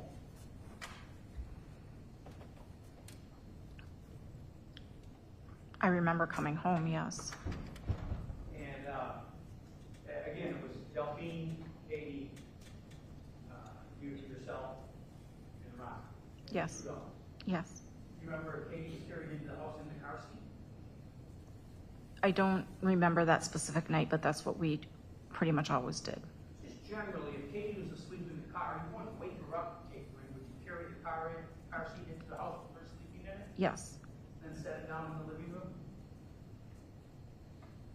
Typically, I set the car seat on the recliner so I could take Katie out easier without having to bend over. Okay. But if she was sleeping, you wouldn't do that right away, would you? Yes. Oh, you would take her out of the car seat immediately Yes. and wake her up? She didn't always wake up, no. And so on that night, Delphine, did you guys ask Delphine to stay over, or did she just decide to stay over with her dog? I don't remember specifically that night. Sometimes she would ask to come over and sometimes we would offer to have her over. And you said that she was in your life a lot after Katie was born, or even before. She was in our life a lot, period. And you didn't care for her, you said she was a mean person.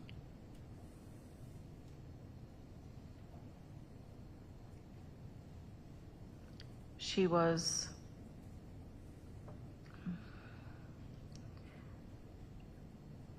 from what I had heard about her, I had concerns. So you had, Mr. Torbenson asked, and out of respect for you, I agree in consultation with Ron, if you could stay in the courtroom for the whole proceeding. Usually witnesses are sequestered, but actually it's to your benefit. You got to hear all the testimony yesterday and the day before, right? Yes. Do you remember Liz Gillard testifying yesterday, the master's in social worker from Children's Hospital? Yes. Did you hear her talk about that someone shared with her, I think it was Delphine, that Katie was left in the car seat on the floor with the two dogs, and they slept that way for a little while? I don't recall that happening. But you Not heard- that night. You heard the social worker tell us that, right? Judge, I object. I don't think that's what she read from the report at all. I don't remember. I think it's a mischaracterization of the testimony. Um, And her report's here. Well, sustained. It's up to the jury and their collective memory of what that testimony was. No, I don't. And just for the record, she has a statutory right to be in the courtroom. This wasn't by agreement. Victims' rights allows her to be present for the trial. And that is true as well. And Mr. Torbenson asked me, we defer. I mean, we concur. I asked That was a about nice thing. other people, not her. Okay, gentlemen, let's not get into an argument over that. All right. And happy to do it, and I'm glad. So you heard the social worker testify yesterday, right? I heard her testify. Yes. Disagree with anything that she said? I don't think it was, the whole thing was exactly how it happened. So do you think the social worker might have been making something up? Objection No, calls for speculation. Who do you disagree with, the Sustained. social worker or the conversation? Judge, I guess I'm going to object. You sustained the objection regarding the report. I don't even know what the statement is that she's being asked if she agreed or doesn't agree with. Sustained. Let's move on. I'll make it more clear. You heard social worker Gillard testify, correct? Yes. Do you agree or disagree with her testimony and characterization of the events of July 21st and 22nd, 1990? I agree that her testimony is what she was told. Now, life social worker Villardi, Alexis Villardi, my daughter, Mr. Ferguson alluded to multiple investigations. Yes. How many times have you been interviewed regarding circumstances surrounding the Quite a few. I don't remember exactly how many. 5, 10, At least 5. 1991, Yes. 1994? I think so, yes. Now, your second child wasn't taken for any allegation against you or against mom, was it? No, she was not. It was just because it was an open, pending, mysterious passing of a child in your family, right? Correct. That's the law, right? Yes. You understand? Yes. And so, sometime after that, you decided it was best for you to divorce mom, right? Yes. And that resulted in then you just testified that you eventually got the second child back, correct? I did, yes. And so during, that was a CPS, a Child Protective Services investigation, right? Yes. And they looked at the current circumstances and found no issues, right? Correct. But then they were also looking back at 1991 to see if they could figure out what happened, right? I guess so, yes. And then after the 1994, and then you reunited with your child, your second child, then there was another investigation in 1997, correct? Yes. You were re-interviewed for that, correct? Correct. And then after that, Detective Brunner and investigator Michael Vendola for the Department of Justice criminal investigation, they came and did another investigation of the 1991 incident, correct? Yes. And you cooperated with that also? I did. And you were interviewed at least 3 or 4 times just in that investigation, correct? Yes. Okay. And as Mr. Torbenson said, that investigation was headed up by Detective Vendola, Investigator Vendola from the Department of Justice, right? Yes. You remember he was brought in from Madison to help Greenfield re-investigate the 1991 incident? Yes. And you cooperated? Yes. And by this time, you were not only divorced from Ron, you had taken steps to better yourself and strengthen yourself and make yourself more independent and strong. And you shared the allegations, the domestic abuse with yourself, right? Yes. And you were questioned about all of the dates. July 22nd, 1991, August 25th, 1991, all of those were included in the investigation in 91, 94, 97, 98, 99, right? Yes. You gave between 5 and 10 statements? I don't know how many, I'm sorry. And I started asking you the questions about the multiple investigations as we were talking about the evening of July 21st going into the day of July 22nd.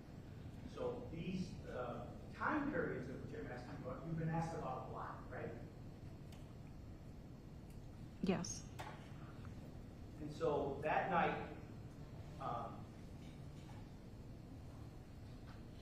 the dog slept in the living room, Katie slept in the living room, Delphine slept in the living room. Yes. You remember getting up to feed Katie though? I don't recall getting up to feed her. But you sure that Ron fed her when you got home?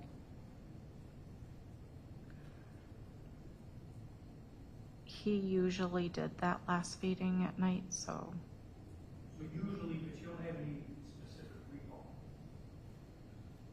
I believe he fed her. And then, but you are not sure who did the middle of the night feeding?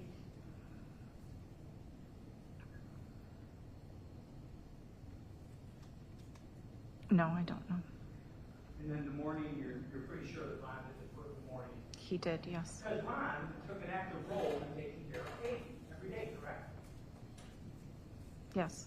The only person that spent more time with their child than Ron was you, correct? Yes. And you were with that child probably close to 100% of that child's life, right? Pretty much, yes. And Ron was right behind that, separated only by work activities, multiple jobs, trying to provide for the family, correct? Yes. He diapered, he fed, did all the things that a father is asked to do, correct? Yes. And might as well talk about it now, this rolling kisses issue, right?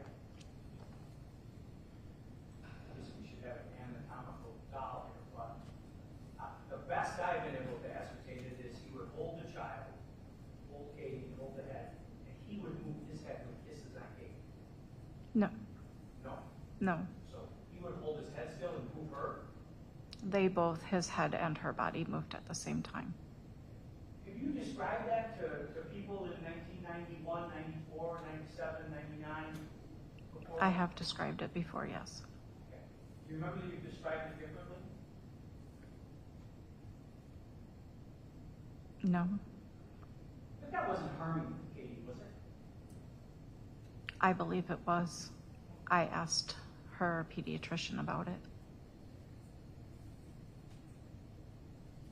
And so this father who otherwise participated in the daily taking care of the child, feeding, diapering, bathing, doing whatever else is called upon, and who was also brought in to console the child when the child is inconsolable by the mother and a loving aunt.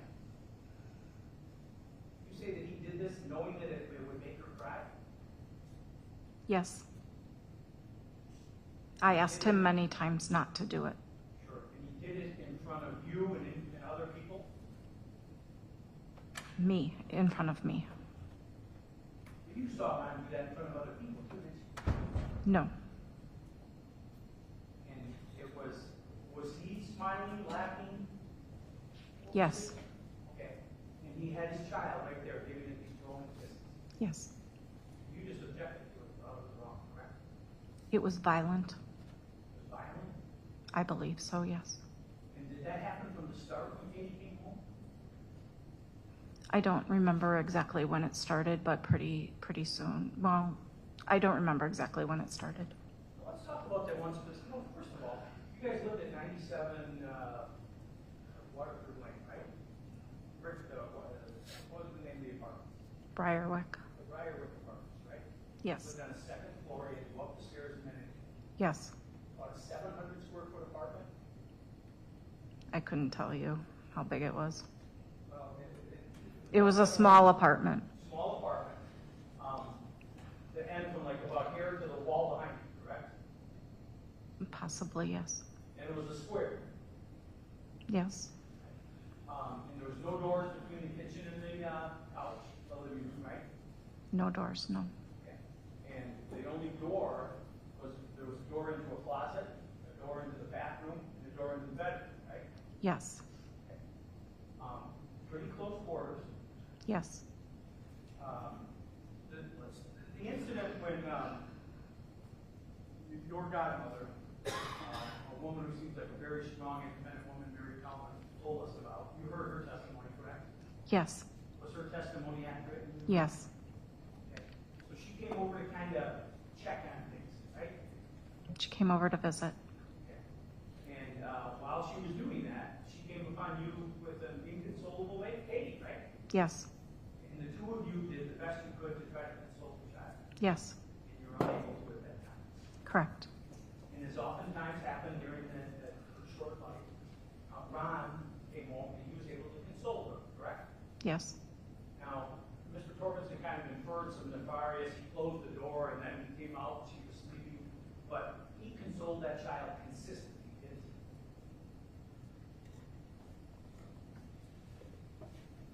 he? He was able to get her to stop crying on occasion, yes.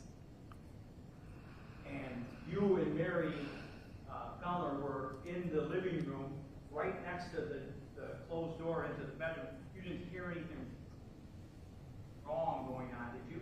I don't recall hearing anything. Well, you would have, right? Possibly. Okay. And Katie then went to sleep. Mary went over and kissed her. She didn't notice anything. Did you notice anything? No. No blood, no scrapes, no scratches? No. Okay. She wasn't vomiting. She wasn't throwing up. She wasn't turning blue. No. Do you remember what date that was?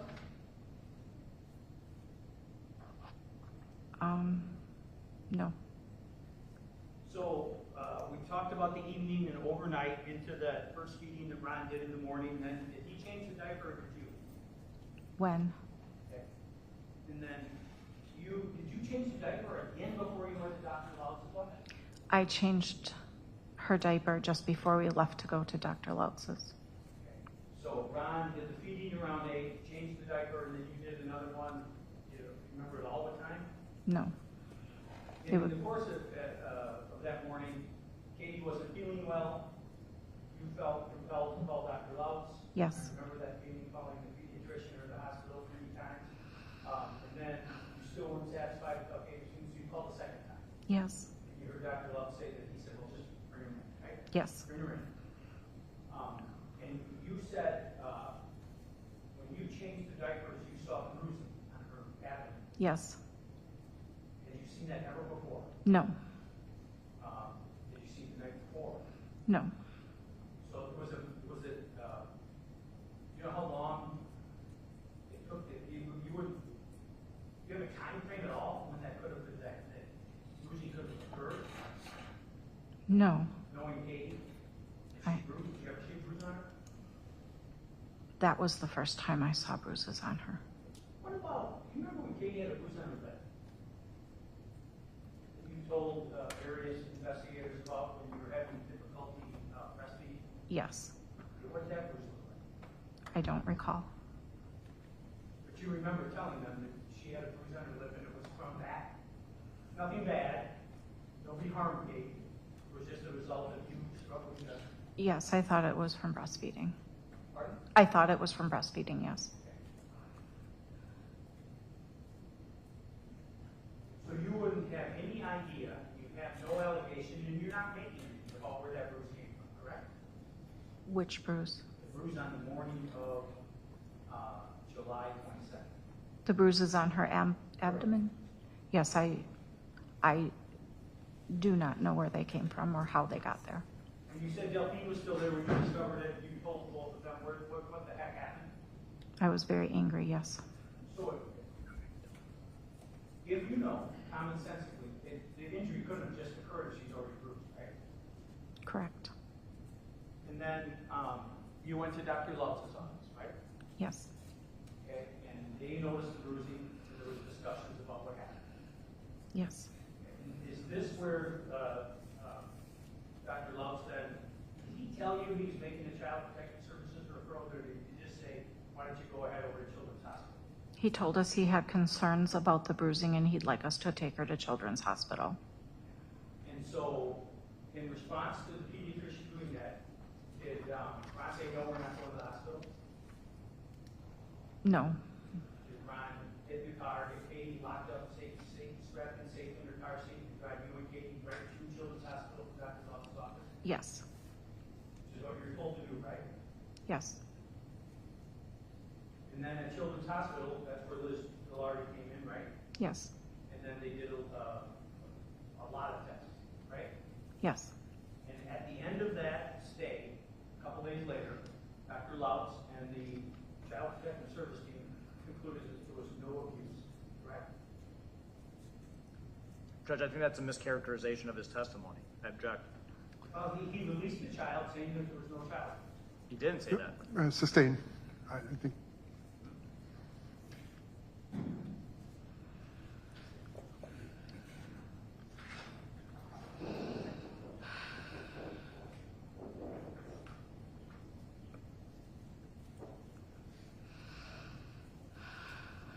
So Dr. Louts signed off on, and Child Protective Services signed off on Katie going home with you and Ron.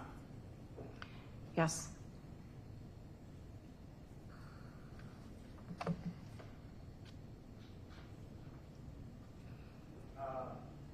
You guys went home.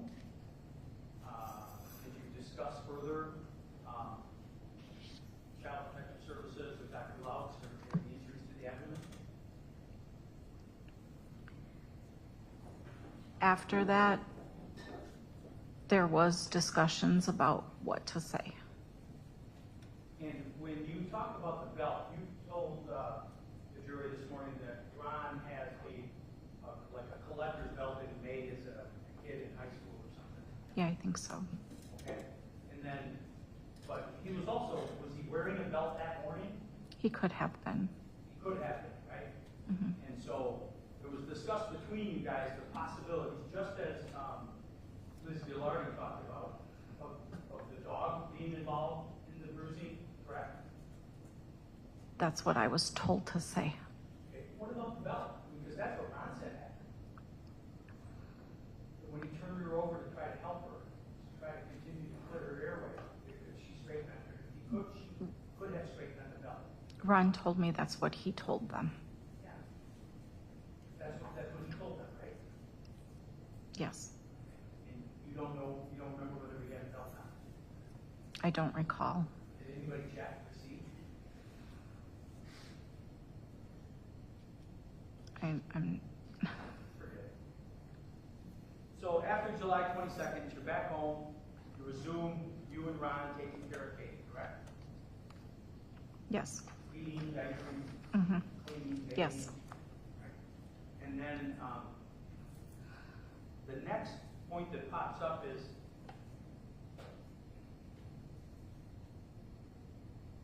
someone from your family called Child Protective Services and said Katie had a bruise, correct? Yes. Do you remember that? Yes. Okay. And by this time, were you back working at Labor World? Yes. Okay. Do you remember about when this was? Maybe August 5th? Somewhere around there, yes, I think. And you had Erica Dolman, another Child Protective Services worker. Do you remember that name? Yes. Okay. And why don't you tell us what she did? After the report of the bruise, Yes. she came to Labor World to check on Katie. Did she schedule an appointment with you? No. Erica Dolman, Child Protective Services, was notified that Katie had a bruise on her cheek, correct? Or buttocks. Yes. And so she came there, and she came and she stripped Katie down right in front of you at Yes. work. She checked her and found nothing at all, correct? Correct.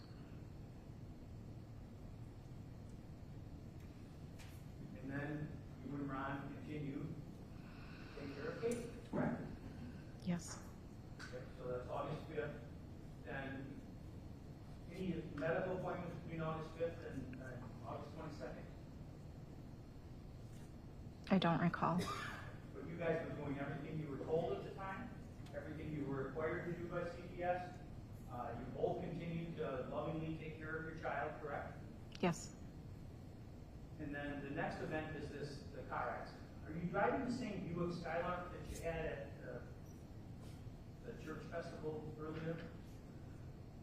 I had a Buick Skylark. I just don't remember if that's the car I was driving or not. I Don't remember what car you're driving. Did you have insurance on the car? no. Did you, so it's your testimony that you entered an intersection after running a red light and stopped. Person started to proceed thinking that you were going to keep going and hit you. Correct. And you don't know how fast they were going. I would say maybe 5 miles an hour. Did you see them? Did I see their car? Yeah. No. So you really don't know how fast they were going. You're just basing that your feel of the impact. Yes. And it's your testimony that, did you have your seatbelt on? Yes. A single seatbelt or a strap across? I don't remember. And Katie was in the rear seat behind the passenger, or in the car seat behind the passenger seat, correct? Yes. Okay.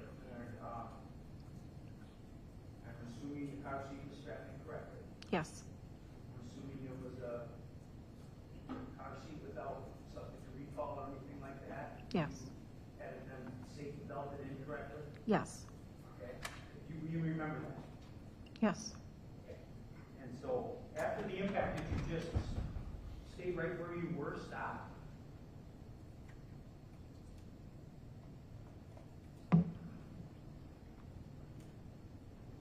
Yes, I got out of the car. Right in the middle of the intersection? I don't remember whether I pulled to the side or stayed in the middle. And I believe I stayed in the intersection.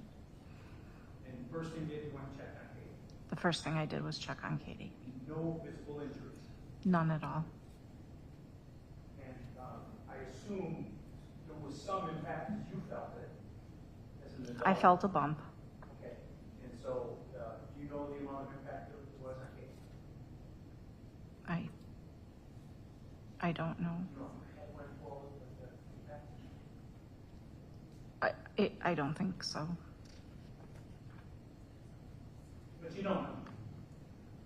It wouldn't go forward. We were hit from the side.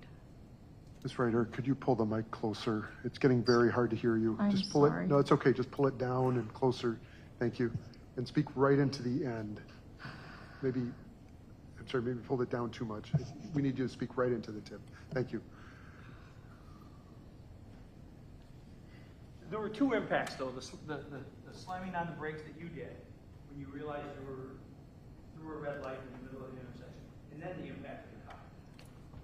I didn't slam on the brakes. I did hit the brakes, but I did not slam them. Faster going? I don't recall how fast I was going.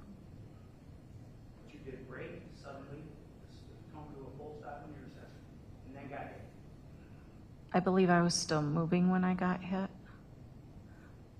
but I don't recall for sure.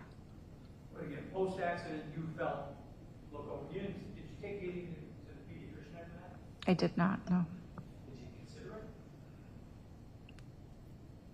I did consider it, but she appeared to be fine. She didn't cry.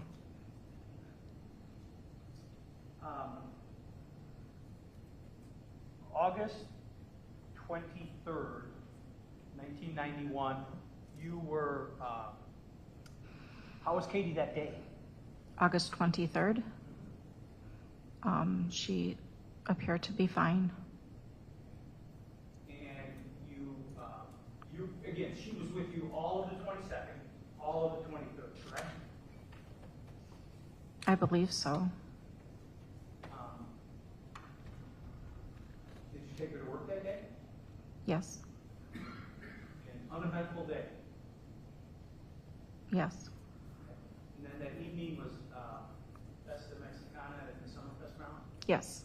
Okay. And I assume there were lots of people there? Yeah, there were, well, quite a few people there. And you were just in the public walkways down there walking around, and suddenly you heard Delphine say, "Don't stop that rag down." Correct. And did you correct her and say, "Oh, he's just wiping away some blood or wiping away some spit up or something"? No, I went over to see how Katie was. And how was Katie? She seemed to be okay No big concern, right? at that time, no. So, and that's on the 23rd meeting. Do you remember approximately what time? No, we were there around dinner time and maybe a little after. I don't remember the exact time. Katie doing okay. Then you go back to the parking lot and you get in the car and take Delphine home on the south side, correct? Correct. Okay, and then you guys go back to the Ryder apartments. Yes. Any recollection whether Katie was sleeping when you went into the house? You took her in the car seat, or if you were carrying her? I don't remember. Anything about the feedings that night? I know Ron fed her. You got home. Yes. And again, in this very small apartment, did you hear anything that you had concerns about? Did you see anything that you had concerns about? No. Okay. And then, anything throughout the evening, overnight? Not that I recall. Do you remember waking up to a meeting? I do not remember. Did you though? You think you did? I don't remember. And then in the morning? Who did the diaper and the feeding in the morning? On the 24th? Yes.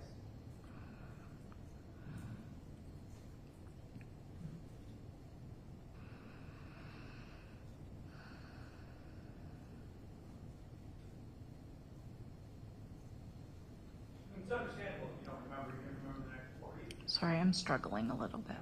Understood. You need some time? Want to take a little break? I think that would be good. Yes. Okay, let's take a break.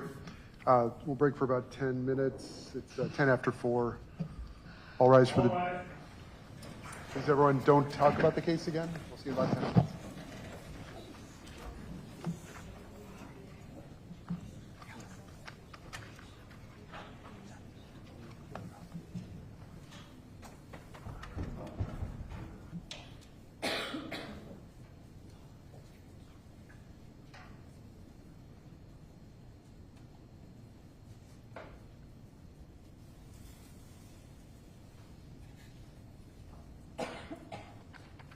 Okay, Ms. Schroeder, you can step down. Attorneys, anything? The jury is out of the courtroom. Mr. Torbenson? Judge, this is just related to the media. I know they switched cameraman. I want to make sure they're aware of the order that they can't show the face of Ms. Ryder when she's testifying. Okay, okay, yep, Okay. I see, yep, our cameraman's aware. And, sir, you also know, obviously, don't picture any of the jurors. There also may be exhibits shown that you can't show, okay? So please don't show exhibits unless they're expressly allowed, okay? All right. Anything else, defense? Nope. Okay, we're on break for 10 minutes.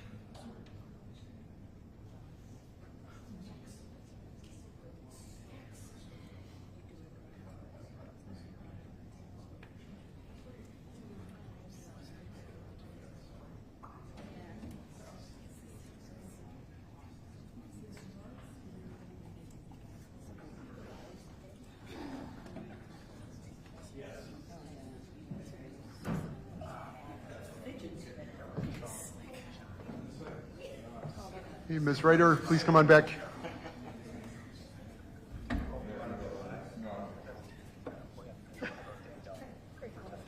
Yeah.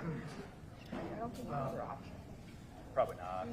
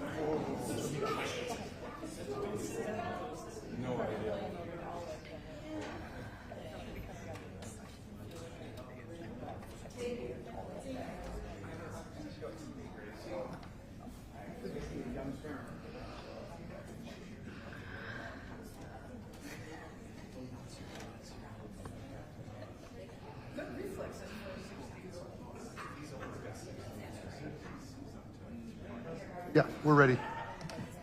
All rise for the jury, please.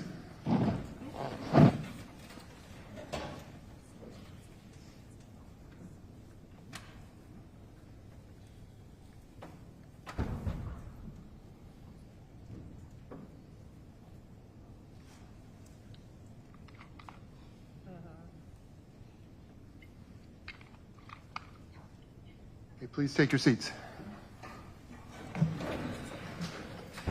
We're continuing with Ms. Ryder's testimony and Mr. Glenn. Thanks. All right, I'll be brief. Brad Morgan is 24. You know, it's your testimony, you know something wrong, you want to go to the doctor, Rhonda. Yes. Previously, when you guys have had something with Katie Boy, we together to go, right? I believe so, yes. So there may be some type of disagreement. You can agree on that, right? Whether you should take a doctor. I wouldn't say it was a disagreement. He just told me we shouldn't go. Then there comes a point where you take on your work, is that right? Yes. And at this point, you already, by the time you take it to work, you've been with Kate the entire time, right?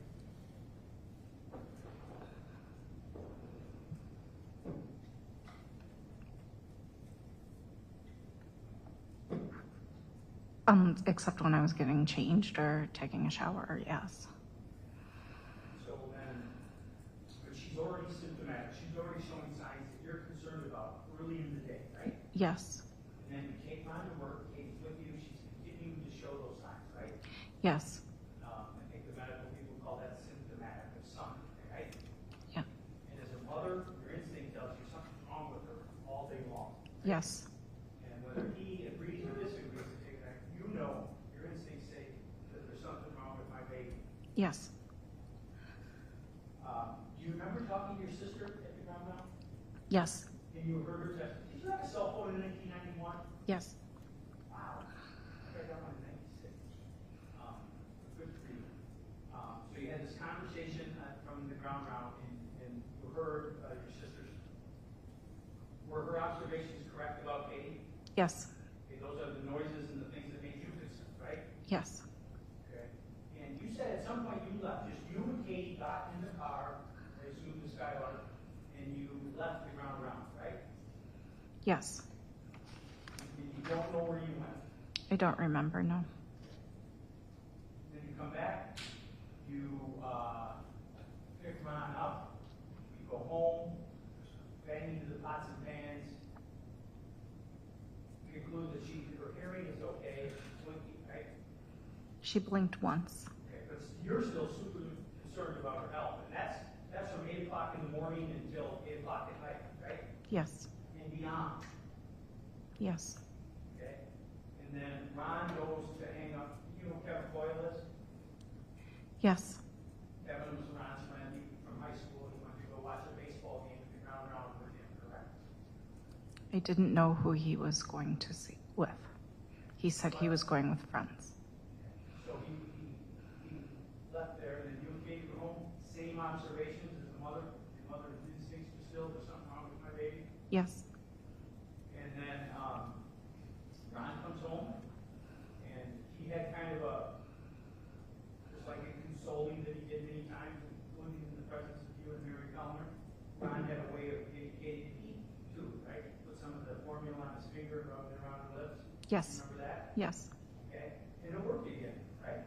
yes, And during the point where he's sitting on the couch in your kind of 700 square foot apartment, and right around the corner is that opening to go into the kitchen, right? You said you went in to clean some bottles, yes.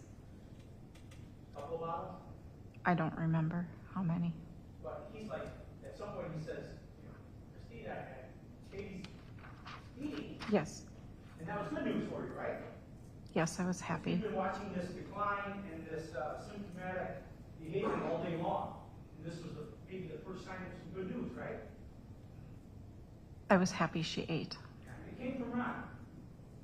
He told me, yes. And then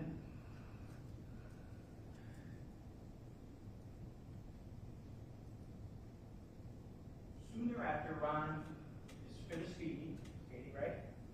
Does he stand up and bring Katie to you? No, I came over to the couch. You came over to the couch. Did you sit back down or just I sat down.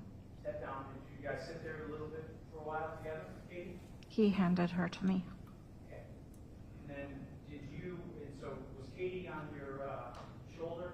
Yes, And that's when you first realized she was, yes, and then you and Ron took immediate action, didn't you?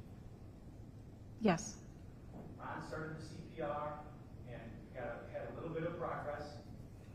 Probably wasn't the best dose of CPR ever administered by a person, but it worked a little bit for a while, didn't it? she spit up the food and started gasping, yes, And that was better than the not breathing at all, right? yes. So Ron did a good job with that. He then called 911, correct? Frantic.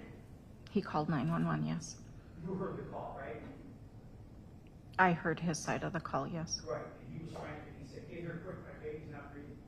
Our baby's not breathing." I don't remember his exact words. And then he started doing CPR again. You guys started talking. You were frantic. It was chaotic. And then you said she stopped breathing again, right? Yes, And then he immediately shot to the phone and he frantically called 911 again.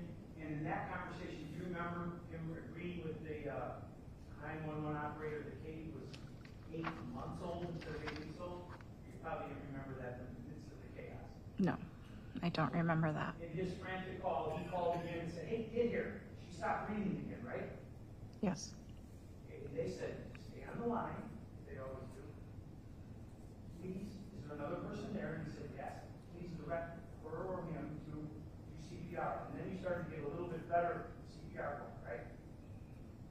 yes, I started to do CPR on her. The professional was telling Ron, the father, and he was telling the mother, Christine, how to try to save their child, correct?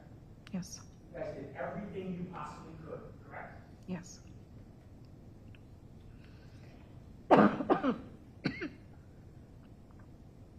And then you heard firefighter Bauer, who's one of those superhuman people, who's a firefighter and a paramedic, puts out fires and saves lives. I really admire that. He comes in there and he tells us they're on it, right? They got there. There was a second squad there. You remember that? I don't know how many squads were there. I was with my daughter. Understand. But was there any time between you said, "Ron, Katie's not breathing," and you called 911? Was there any time? 10 seconds, 30 seconds? I don't 5 remember. minutes? I don't remember. But you guys didn't just kind of sit for a while and wait. If the 911 call, the first call came in at 12:02, it was probably right before that, right? That Katie stopped breathing? Yes, And that was after being symptomatic of being kind of listless and Yes. not breathing well all day, right? yes, Okay. So Bauer gives us the 911 call at 12:02, 12:18. I think they respond. Somebody's on the scene at 12:18. Katie's at the hospital at 12:55. That sounds right. And then more heroes in our lives. People are so in the hospital, try as hard as they can. Unfortunately, it doesn't work, and I apologize. But that's the day and the night, correct? Yes. I have nothing for this. Thank you. Mr. Torbenson? You heard the testimony that the responders were there within 5 minutes of the 911 call, right? Yes. So it wasn't 12:02 to 12:18, right? I don't think so. I want to talk about that same day, because the picture that was portrayed from August 24th is a loving, caring father. When you woke up on the morning of August 24th, 1991, you told us that you saw your daughter and her eyes were open and not blinking, right? Yes. That was a concern that you shared with the father, right? Yes. You made a request that that child should go to the doctor. Yes. What was the father's response to your request to that? That we shouldn't take her in, that she probably just has a cold. I assume when you made that request to the father, you asked the defendant to look at the child. Yes. Look at Katie and see what you were seeing with his eyes. Yes. Did he do that? Yes. And after he did that, is that when he said she doesn't need to go to the doctor? Yes.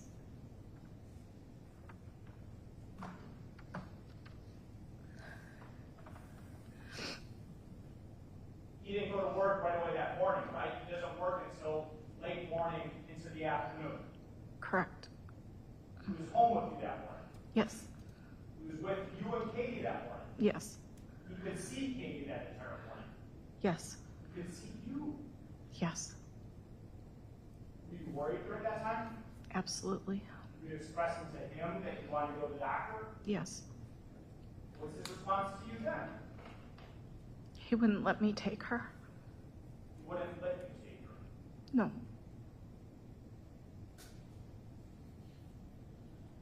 I think during direct examination you said your last time you requested to stay there in the hospital was when you were at the ground round with the defendant. Is that right? Yes, I wanted to leave the ground round and go to the hospital. What was your response at that point in time? My response? I'm sorry, his response. He said no.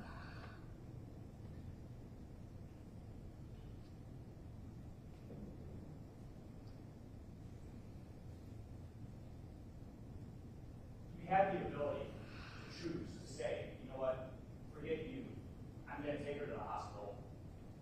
Why didn't you? Because I was afraid that if I took her, he would get mad. What was he telling you this entire time frame about her condition? He just kept saying she probably just has a cold. Probably just has a cold. You go to the video store, we saw her condition in the video store, then you come back home and you told us about the banging of the pots and pans, right? Yes. Why was that done? Banging of the pots and pans. He thought she couldn't hear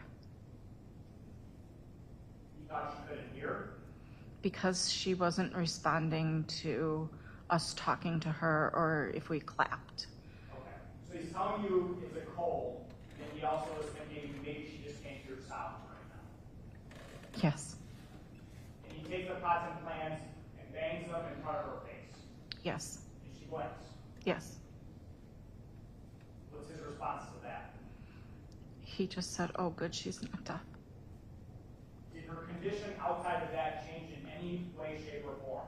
No. Were her eyes still staying open? Yes. Was she not napping? No, she was not napping. She's not feeding well, right? No, she didn't feed well. You made multiple requests to take this child to the doctor. Yes. How obvious is it that something is wrong with your daughter at that time? It's very obvious. Plainly obvious? Yes. And he chooses to go out with his friends. Yes.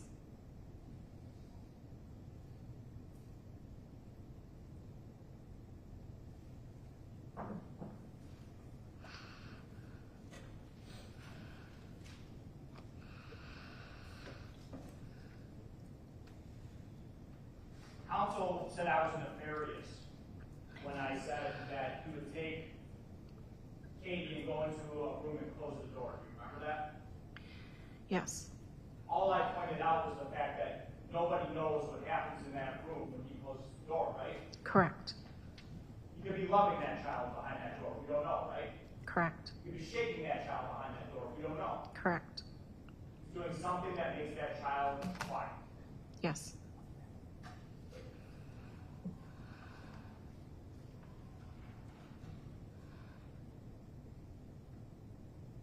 That's all I have. Thank you. Mr. Glenn?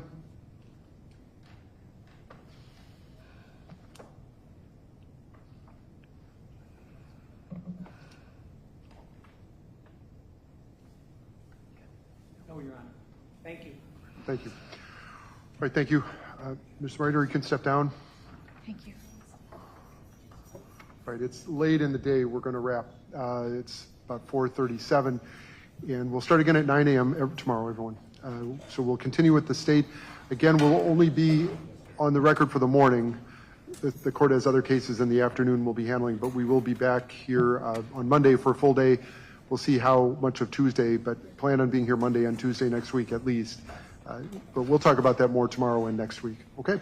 Again, I have to remind you guys, don't talk about the case, please. Hold those thoughts until you get to deliberations. Please leave your notebooks here. And don't watch the evening news. Obviously, this case is being covered.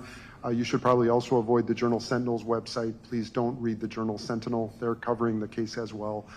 All right, everyone, thanks. We'll see you in the morning. All rise for the hearing.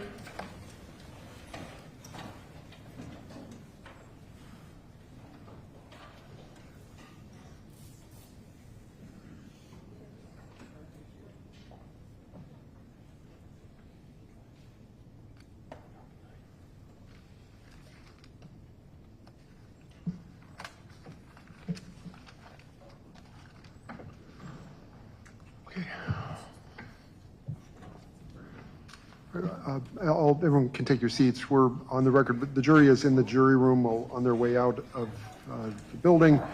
Anything else for the record? We did discuss some matters before we got on the record in chambers. I don't know that there's anything to cover right now. Mr. Torbenson? If there is, I'm too tired to think of it. Mr. Glenn? No. Okay, it's been a long day. All right, we'll talk again in the morning. And then I do have, well, Mr. Glenn, I don't know if we need to cover those. Application provided that, and I don't think that's. Okay. Okay, yep, I agree. So the defense is requesting the court to order some witnesses to appear, and the court will be granting those orders. We're adjourned for the day. Thank you.